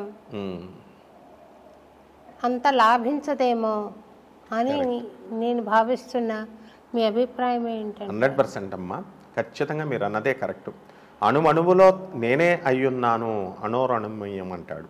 అందువలన ఆ అన్నమయాచార్యులు చెప్పినటువంటి, ఆయన ఫిజిస్ట్, ఇప్పుడు శంకరాచార్య, అన్నమయ్య వీళ్ళందరూ social reformers. They are not only philosophers, they are philanthropists, guides, teachers. And మనం అబ్జర్వ్ చేస్తే సొసైటీలో వాళ్ళు రామానుజాచార్యులు వారు వీళ్ళంతా కూడా రిఫర్మేషన్ తీసుకొచ్చారు. ఏ క్షణంలో కూడా ఏ మూల కూడా ఆదిశంకర్లు కానీ వీళ్ళెవ్వరూ కూడా మూఢభక్తి అనేటటువంటి దాన్ని అసలు చెప్పలేదు, పెంచలేదు. అందువలన మీరు అన్నట్టుగా 100% కరెక్టు. అణువణువులో మనము స్వామి ఉన్నాడు అనేటటువంటి భావనతో, మనమే స్వామి, స్వామే మనము అనేటటువంటి భావనతో లేకుండా కేవలం ఏదో వెంకటేశ్వర స్వామి వారి దర్శనం చేసుకున్నంత మాత్రాన వాళ్ళకి ఏమీ ఉపయోగం ఉండదు. సంతోషం అండి. తర్వాత అటు నాస్ట్రాడామస్ కానీ, ఇటు బాబా వంగా కానీ, వీరబ్రహ్మేంద్ర స్వామి కానీ, భవిష్యమాలిక కానీ, భాగవతం కానీ అన్నీ కూడా 2025 నుండి కలియుగాంతం ప్రారంభం అవుతుంది, ప్రకృతి బీభత్సాలు జరుగుతాయని చెప్పిన విషయం మీరు సెలవిచ్చారు ఇందాక మన ప్రేక్షకులకి. వారిని హృదయ శుద్ధి వైపు మీరు మరలిస్తూ ఒక సందేశం ఇస్తే ఈ కార్యక్రమాన్ని ముగిద్దామండి. ఎందుకంటే కల్కి అవతారం రావాలి, మనల్ని రక్షించాలి, ఈ బీభత్సాల నుండి మనం రక్షింపబడాలి. దానికి మార్గం ఒక్కటే, హృదయ పారిశుద్ధ్యం. హృదయం పవిత్రంగా ఉంటే అదే భగవంతుడికి ఆలయం, పీఠం. కాబట్టి ఆ హృదయ స్వచ్ఛత, పవిత్రత ఎలా సాధించగలుగుతారో మీరు ఒకసారి సెలవిస్తే ఈ కార్యక్రమాన్ని ముగిద్దాం. తప్పకుండా అమ్మ. వంగా బాబా గారు, ఆమె బ్లైండ్ అయ్యుండి కూడా, బల్గేరియన్ అయ్యుండి కూడా, అలాగే పోతులూరు వీరబ్రహ్మేంద్ర స్వాముల వారు, ఆయన మామూలు మనిషిగా చూస్తే ఎట్లా అర్థమవుద్ది వీళ్ళకి, జగద్గురు ఆయన. అలాగే మన నాస్ట్రాడామస్, ఫ్రాన్స్కి సంబంధించినటువంటి వైద్యుడు కమ్ ఆస్ట్రాలజర్, వీళ్ళన్న ప్రెడిక్షన్స్ అంతా కూడా ఏమని చెప్తున్నారంటే 2025 నుంచి మానవత్వపు విలువలు దిగజారిపోతాయి, హ్యుమానిటీ డిసింటిగ్రేట్ అవుతుంది, వాళ్ళ వాల్యూస్, హ్యూమన్ వాల్యూస్ అన్నారు. అది ప్రారంభం. రెండవది ఎర్త్ క్వేక్స్ వస్తాయి అన్నారు, ఫ్రీక్వెంట్ ఎర్త్ క్వేక్స్. అందువల్లనే ఇప్పుడు మనం చూస్తే 2025 స్టార్టింగే ఈ షష్టగ్రహ కూటమి వచ్చినప్పుడే మనకి ఈ మార్చి నెల మనకి వెంటనే మయనార్లో రావడము, ఒక 15 రోజుల నుంచి విపరీతంగా ఈ యొక్క థాయిలాండ్లో భూకంపాలు, హైదరాబాద్లో, ఇలాగ ఇస్లామాబాద్, పాకిస్తాన్ ఇలా జరుగుతూనే ఉన్నాయి. నెక్స్ట్ ఎకనామిక్ క్రైసిస్ వస్తుంది అన్నారు. జాబ్స్లో కూడా ఇప్పుడు రిసెషన్ పీరియడ్ నడుస్తుంది, యుఎస్లో కూడా ఎక్కడికి ఎవరికి జాబులు రావడం లేదు. కాబట్టి ఈ విధంగా అన్నీ కూడా వాల్కనోస్ పెగులుతాయి. అండ్ ఒక ఆస్టిరాయిడ్ కూడా మనకి భూభాగాన్ని తాకేటటువంటి అవకాశం ఉంది అన్నారు. ఆ రోజుల్లో కూడా 1977 ఆ ప్రాంతాలలో స్కైలాబ్ అనేది ఒకటి వస్తుంది అన్నారు. దాన్ని అరేబియన్ మహాసముద్రంలో డైవర్ట్ చేసి లాగారు టెక్నాలజీతో. That may be different. And ఈ ఆస్ట్రాయిడ్ అలా చేయొచ్చు వాళ్ళు, మానవ టెక్నాలజీ. అండ్ టెక్నాలజికల్లో బ్రేక్ త్రూస్ వస్తాయి అన్నారు. మెడికల్ టెక్నాలజీ ఇంప్రూవ్ అవుతుందన్నారు. వీళ్ళంతా చెప్పింది అదే. అయితే ఆఖరుగా ఏమని చెప్పారంటే కలియుగాంతానికి మనము దగ్గరగా వెళుతున్నాము కాబట్టి అన్నప్పుడు ప్రజలు దాన్ని డైజెస్ట్ చేసుకోలేకపోతున్నారు.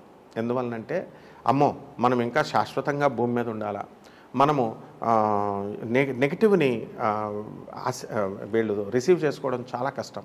అందువల్లనే సోక్రటిస్ లాంటి మహా మేధావులందరినీ కూడా మామూలుగా వాళ్ళు డైజెస్ట్ చేసుకోలేక ఉరి తీశారు. అలెగ్జాండర్ గురువు ఆయన. మరి ఒక బలవంతుడు కనబడినప్పుడు అరే వీడు లీడర్గా మనకు పనికొస్తాడు అని జలస్నెస్ ఫీల్ అయినా లీడర్గా పెట్టుకుంటారు. ఎకనామికల్గా మనకంటే ఎకనామికల్గా స్ట్రెంథన్గా ఉన్న వాళ్ళని చూస్తే ఒక సెన్స్ ఆఫ్ జలస్నెస్ వచ్చినా పర్వాలేదు, వీళ్ళు మనకు ఉపయోగపడతారని కొంచెంసేపు మర్చిపోతాం. కానీ డీప్ థింకనర్స్ చెప్పేటటువంటి ఫిలాసఫీ అది హృదయాలని తట్టి లేపుతుంది. వాళ్ళ ఒక ఈగో ఫీలింగ్లో ఉంటారు, ఒక భ్రమలో ఉంటారు, ఒక హాలుసినేషన్లో, ఒక దీంట్లో ఉంటారు. కాబట్టి దాన్ని కాదు నువ్వు రియల్ లైఫ్లోకి రా అని చెబుతాడు. కాబట్టి ప్రాక్టికాలిటీ టీచర్స్ని ఎవరు లైక్ చేయరు. ఎందుకు? టీచర్ తంతాడు చిన్నప్పుడు. కానీ పెద్ద అయిన తర్వాత అరే ఆ టీచర్ నన్ను తన్నాడు కాబట్టే ఈ రోజు నేను ఉద్ధరించబడ్డాను, ఆస్ట్రేలియాలో ఉన్నాను, అమెరికాలో ఉన్నాను, ఇండియాలో ఉన్నాను అని వీళ్ళు సంతోషిస్తున్నారు. అదేవిధంగా ఈ ఆధ్యాత్మిక గురువులు వీళ్ళంతా they are all philosophers. Even Vanga Baba అనినా వీళ్ళంతా దే ఆర్ సీర్స్, ఒక టైప్ ఆఫ్ ఋషులు వీళ్ళంతా. కాబట్టి వీళ్ళందరూ చెప్పిన దాన్ని బట్టి ఇన్నర్ సెన్స్ ఏం చెప్తున్నారంటే, మీరేం భయపడద్దు, this is nothing but partial dissolution. We have 2 types of dissolutions, అంతాలు, కలియుగ అంతాలు. అదేంటంటే ఒకటి partial dissolution and the permanent dissolution full స్టేజ్లో, సో ఎక్స్టెంట్లో. సో ఇటువంటి దాంట్లో మీరు భయపడకుండా మీ నేచర్ని మార్చుకోండి, మీ యాటిట్యూడ్ని మార్చుకొని ధర్మో రక్షతి రక్షిత. అందువల్ల తిరుపతిలో మనం వెళుతున్నాం అనుకుంటారు తప్ప, దాన్ని చూసి చదువుతారు తప్ప ఇంటికొచ్చి దాన్ని పాటించే వాళ్ళు ఎవరు? దాన్ని ఎవరైతే పాటిస్తారో దానికి నేను వాళ్ళని ఎలా రక్షిస్తుంది అన్నదానికి నేను ఒక చిన్న కథ చెప్తానమ్మా. 2 minutes కథ. ఒక రాజు ఉంటాడు. ఆ రాజు దగ్గర చిన్న రాజ్యం, దాన్ని డెవలప్ చేద్దామంటే అది ఒక ఊర్లకి చిన్న ఒక 500 మంది జనమే ఉన్నారు కాబట్టి అక్కడ వ్యాపారస్తులంతా ఏం చేస్తున్నారంటే, ఈ రాజ్యంలో అమ్ముకుంటే మన సామాను మిగిలిపోతున్నాయి, వేస్ట్ అవుతున్నాయి, కాబట్టి మనం పక్కన హైదరాబాద్కి వెళ్ళి అమ్ముకుందాము అని చెప్పేసి పెద్ద నగరానికి వెళ్ళి అమ్ముతున్నారు. అప్పుడు ఈ రాజు ఎంత అయితే మన సిటీ డెవలప్ అవ్వదు, మన రాజ్యం డెవలప్ అవ్వదు, అందువలన మీకు సబ్సిడీస్ ఇస్తాను అని చెప్పి ఆయన ఏం చేశారంటే, ఈ రాజ్యంలో అమ్ముకోండి, మీరు మిగిలిపోయిన సామాన్ అంతా కూడా నేను కొనేస్తాను, మీకేం లాస్ రాదు అన్నారు. ఇప్పుడు కూరగాయలు ఉంటాయి, కూరగాయలు సగం అమ్మారు, మిగతా సగం డ్యామేజ్ అవ్వకుండా రాజుగారు తీసేసుకుంటారు. అలా చేస్తుంటే ఒక బొమ్మలు అమ్మేవాడు ఉన్నాడు. వాడు ఎప్పుడు అన్ని బొమ్మలు చక్కగా చేస్తున్నాడు, మహాలక్ష్మి, శ్రీనివాసుడు, అన్నమయ్య బొమ్మలు అమ్ముడవుతున్నాయి. ఒకరోజు వాడికి విచిత్రమైన థాట్ వస్తుంది, దరిద్ర దేవత బొమ్మ తయారు చేయాలని. దరిద్ర దేవత బొమ్మ తయారు చేసి పెడితే అందరూ ఎవరు కొంటారు, అంత సాహసం ఎవరు చేస్తారు? ఎవరూ చేయలేదు. అది మిగిలిపోయింది. మిగిలిపోతే ఆ దరిద్ర దేవత బొమ్మ రాజుగారి కాంట్రాక్ట్ ప్రకారము ఆయన ఈ దరిద్ర దేవతను తీసుకుంటే రాజుగారు తీసుకుంటాడు మాట తప్పకుండా. తీసుకువెళ్ళి కోశాగారంలో పెడతారు, ట్రెషరీలో పెడితే వెంటనే ఇలా పెట్టాడో లేదో 1 సెకండ్ కూడా అవ్వలేదు, రాజుగారి దగ్గరికి మహాదివ్య తేజో సంపన్నురాలైనటువంటి ఒక దేవతా స్త్రీ వస్తుంది. వచ్చి, రాజా నేను వెళ్ళిపోతున్నాను అంటుంది. ఎవరమ్మా నువ్వు అంటే, నేను మహాలక్ష్మి తల్లిని. నువ్వు దరిద్ర దేవతను తీసుకొచ్చి పక్కన పెట్టావు. కాంట్రడిక్షన్. ఒక ధనవంతుడి దగ్గర పేదరికం ఎలా ఉండదో, 2 కాంట్రడిక్షన్స్. కాబట్టి లక్ష్మి ఉన్న చోట దరిద్రం ఉండకూడదు. కాబట్టి అయితే ఉన్నా ఉంచు, లేకపోతే ఆమెనైనా ఉంచు, ఆమెను తీసేసి నేను ఉంటాను, లేదా నన్ను తీసేసి నేను వెళ్ళిపోతాను, ఆమెను వస్తానంటే, ధర్మో రక్షిత అమ్మ, నేను తిరుపతిలో చదివానది కాబట్టి నేను ధర్మాన్ని పాటిస్తాను, మాటకి నిలబడతాను, నువ్వే వెళ్ళిపోమ్మా అంటాడు. How dare! మహాలక్ష్మి తల్లినే వెళ్ళిపోమన్నాడు. వెళ్ళిపోతుంది ఆమె. వెంటనే ఒక దివ్య తేజో సంపన్నుడైనటువంటి వ్యక్తి వస్తాడు. ఆయన కూడా, నాయనా నేను వెళ్ళిపోతున్నానంటే, నువ్వెవరు నాయనా అంటాడు. అంటే, నేను శ్రీమన్నారాయణమూర్తిని. లక్ష్మి వెళ్ళిపోయింది కాబట్టి నేను వెళ్ళిపోతాను. శ్రీనివాసుడిని నేను. లక్ష్మి ఎక్కడ ఉంటుందో శ్రీనివాసుడు అక్కడే ఉండాలా. విజయలక్ష్మి ఎక్కడ ఉంటుందో నేను అక్కడే ఉండాలా నాయన. విష్ణువు ఉన్న చోట అపజయం ఉండదు, దరిద్రం ఉండదు. ఈ విషయం తెలుసుకోవాలా. ధర్మం ఉన్నప్పుడు ఎలా వస్తుందో ఈ కథ ద్వారా మన ప్రేక్షకులు తెలుసుకోవాలా అని, నేను వెళ్ళిపోతాను నాయన, మహాలక్ష్మి వెళ్ళిపోయిందంటే, విజయలక్ష్మి వెళ్ళిపోయిందంటే, వెళ్ళిపోండి సార్ అంటాడు. వెళ్ళిపోతాడు. తర్వాత కొన్ని 100 మంది, ఒక 100 మంది వచ్చేసి, కొంచెం తేజస్సు తక్కువ ఉన్న వాళ్ళు వచ్చి, మేము వెళ్ళిపోతామంటే, మీరెవరినైనా అంటారు. మేము దేవతలం, లక్ష్మీనారాయణలు ఎక్కడుంటే అక్కడ మేము ఉండాలా, సో మేము వెళ్ళిపోతున్నాం, వాళ్ళిద్దరు లేరు కాబట్టి అంటే వెళ్ళిపోమంటాడు. వెళ్ళిపోతే వీళ్ళు వెళ్ళి 1 సెకండ్ కూడా కావలేదు, వెంటనే విష్ణుమూర్తి మళ్ళీ return journey back to pavilion వచ్చేస్తాడు.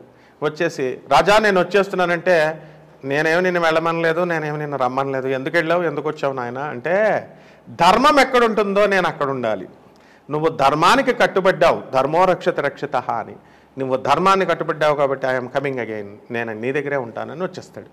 అప్పుడు మహాలక్ష్మి తల్లి కూడా వెంటనే వెనకాల వచ్చేసి, శ్రీ మహావిష్ణువు ఎక్కడుంటాడో, మరి పతివ్రతనైనటువంటి నేను మహాలక్ష్మిని, నేను ఆయన అర్ధశరీరాన్ని నాయన నేను, అందువలన విష్ణువు యొక్క శక్తిని, చైతన్య శక్తిని నేను, కాబట్టి నేను వచ్చేస్తానంటే కమానమ్మ అంటాడు. దేవతలు కూడా లక్ష్మీనారాయణలు ఎక్కడున్నారో అక్కడ వచ్చేస్తామని వచ్చేస్తారు. ఈ చిన్ని కథ వల్ల తెలిసేది ఏమిటంటే, ప్రపంచంలో ఎన్ని కష్టాలు మనకి వచ్చినా, ఎన్ని విపత్కర పరిస్థితులు వచ్చినా, ఏ విధంగా అయితే అర్జునుడు శ్రీకృష్ణ పరమాత్మను వదలకుండా ఆయన పాదాలు పట్టుకొని ఉన్నాడో, ఏ ప్రలోభాలకి లొంగకుండా ఉన్నాడో, అంగరాజ్యం కోసం కర్ణుడు ప్రలోభానికి వెళ్ళిపోయాడు. అక్కడ ఒక రాజ్యానికి, ఒక కులము కోసము తన్ని అవమానిస్తున్నారు సూతపుత్రుడు అని ఆ పేరును పోగొట్టుకోవడం కోసం ఆ విధంగా ఆయన రాజ్యం ఈ రెండిట్లకి ప్రలోభపడి దుర్యోధనుడు అతను కలిపురుషుడు అని తెలిసినా సరే అతనితో స్నేహం చేశాడు. కానీ అర్జునుడు, పాండవులు వీళ్ళంతా కూడా చాలా సకల కష్టాలు ఉన్నా సరే, అరణ్యంలో ఉన్నా సరే, మహారాజు జీవితాలు, చక్రవర్తి జీవితాలు అనుభవించాల్సినటువంటి వీళ్ళు కష్టాల్లో ఉన్నా సరే స్వామివారి పాదాలని, కృష్ణుడి పాదాలని వదలలేదు. కాబట్టి మనం ధర్మాన్ని అంటిపెట్టుకు అంటే ఆ ధర్మం ఎవరు అంటే రామో విగ్రహవాన్ ధర్మ.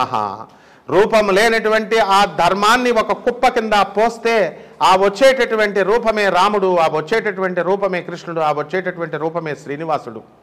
అలాగే రాధమ్మ తల్లి రూపం లేనటువంటి ప్రేమని తీసుకొచ్చి ఒక కుప్ప కింద పోస్తే ఆ వచ్చేటటువంటి రూపమే రాధమ్మ తల్లి.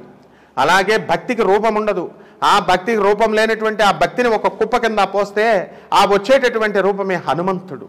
అందువలన ఒక అన్నమయ్య, ఒక రామానుజుడు, ఒక ఆదిశంకరుడు, ఇలాంటి ఒక శోభమ్మ, ఇలా వీళ్ళంతా కూడా వీళ్ళ నుంచి మనం నేర్చుకుంటూ మనం భక్తిని మంచి లోక ఉద్ధరణ కోసం, లోకోపకారాని కోసం, లోక కళ్యాణం కోసం మనం కష్టపడితే తప్పకుండా మనము ఏ ప్రలోభాలు, ఏ విపత్కర పరిస్థితులు మనల్ని ఏమీ చేయలేవు, ఏ కష్టాలు ఏమీ చేయలేవు.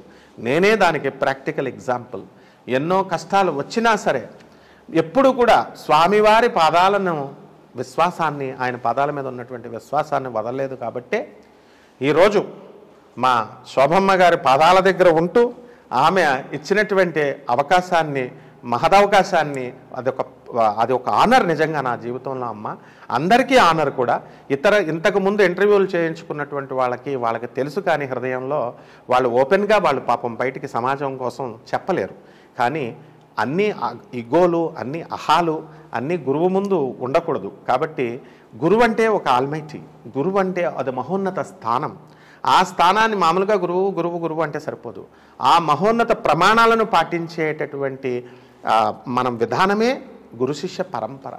అందువలన ఈ విధంగా వీళ్ళు కనుక ధర్మాన్ని పాటిస్తూ ఎన్ని కష్టాలు వచ్చినా సరే ధర్మాన్ని వీడకుండా, మన కాశీనాథ్ మహారాజు గారు చెప్పినట్టుగా గోవింద నామాన్ని వదలకుండా, శ్రీనివాసుడి నామాన్ని వదలకుండా, మీరు పాడినటువంటి కల్కి అవతారాన్ని ఆవిర్భావం జరిగిపోయింది.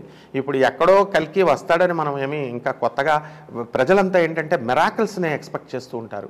కల్కి అంటే ఒక గుర్రం మీద వస్తాడు, ఎక్కడో ఒక పుడతాడు మామూలు మనిషిలాగా, అట్లా అనుకుంటున్నారు.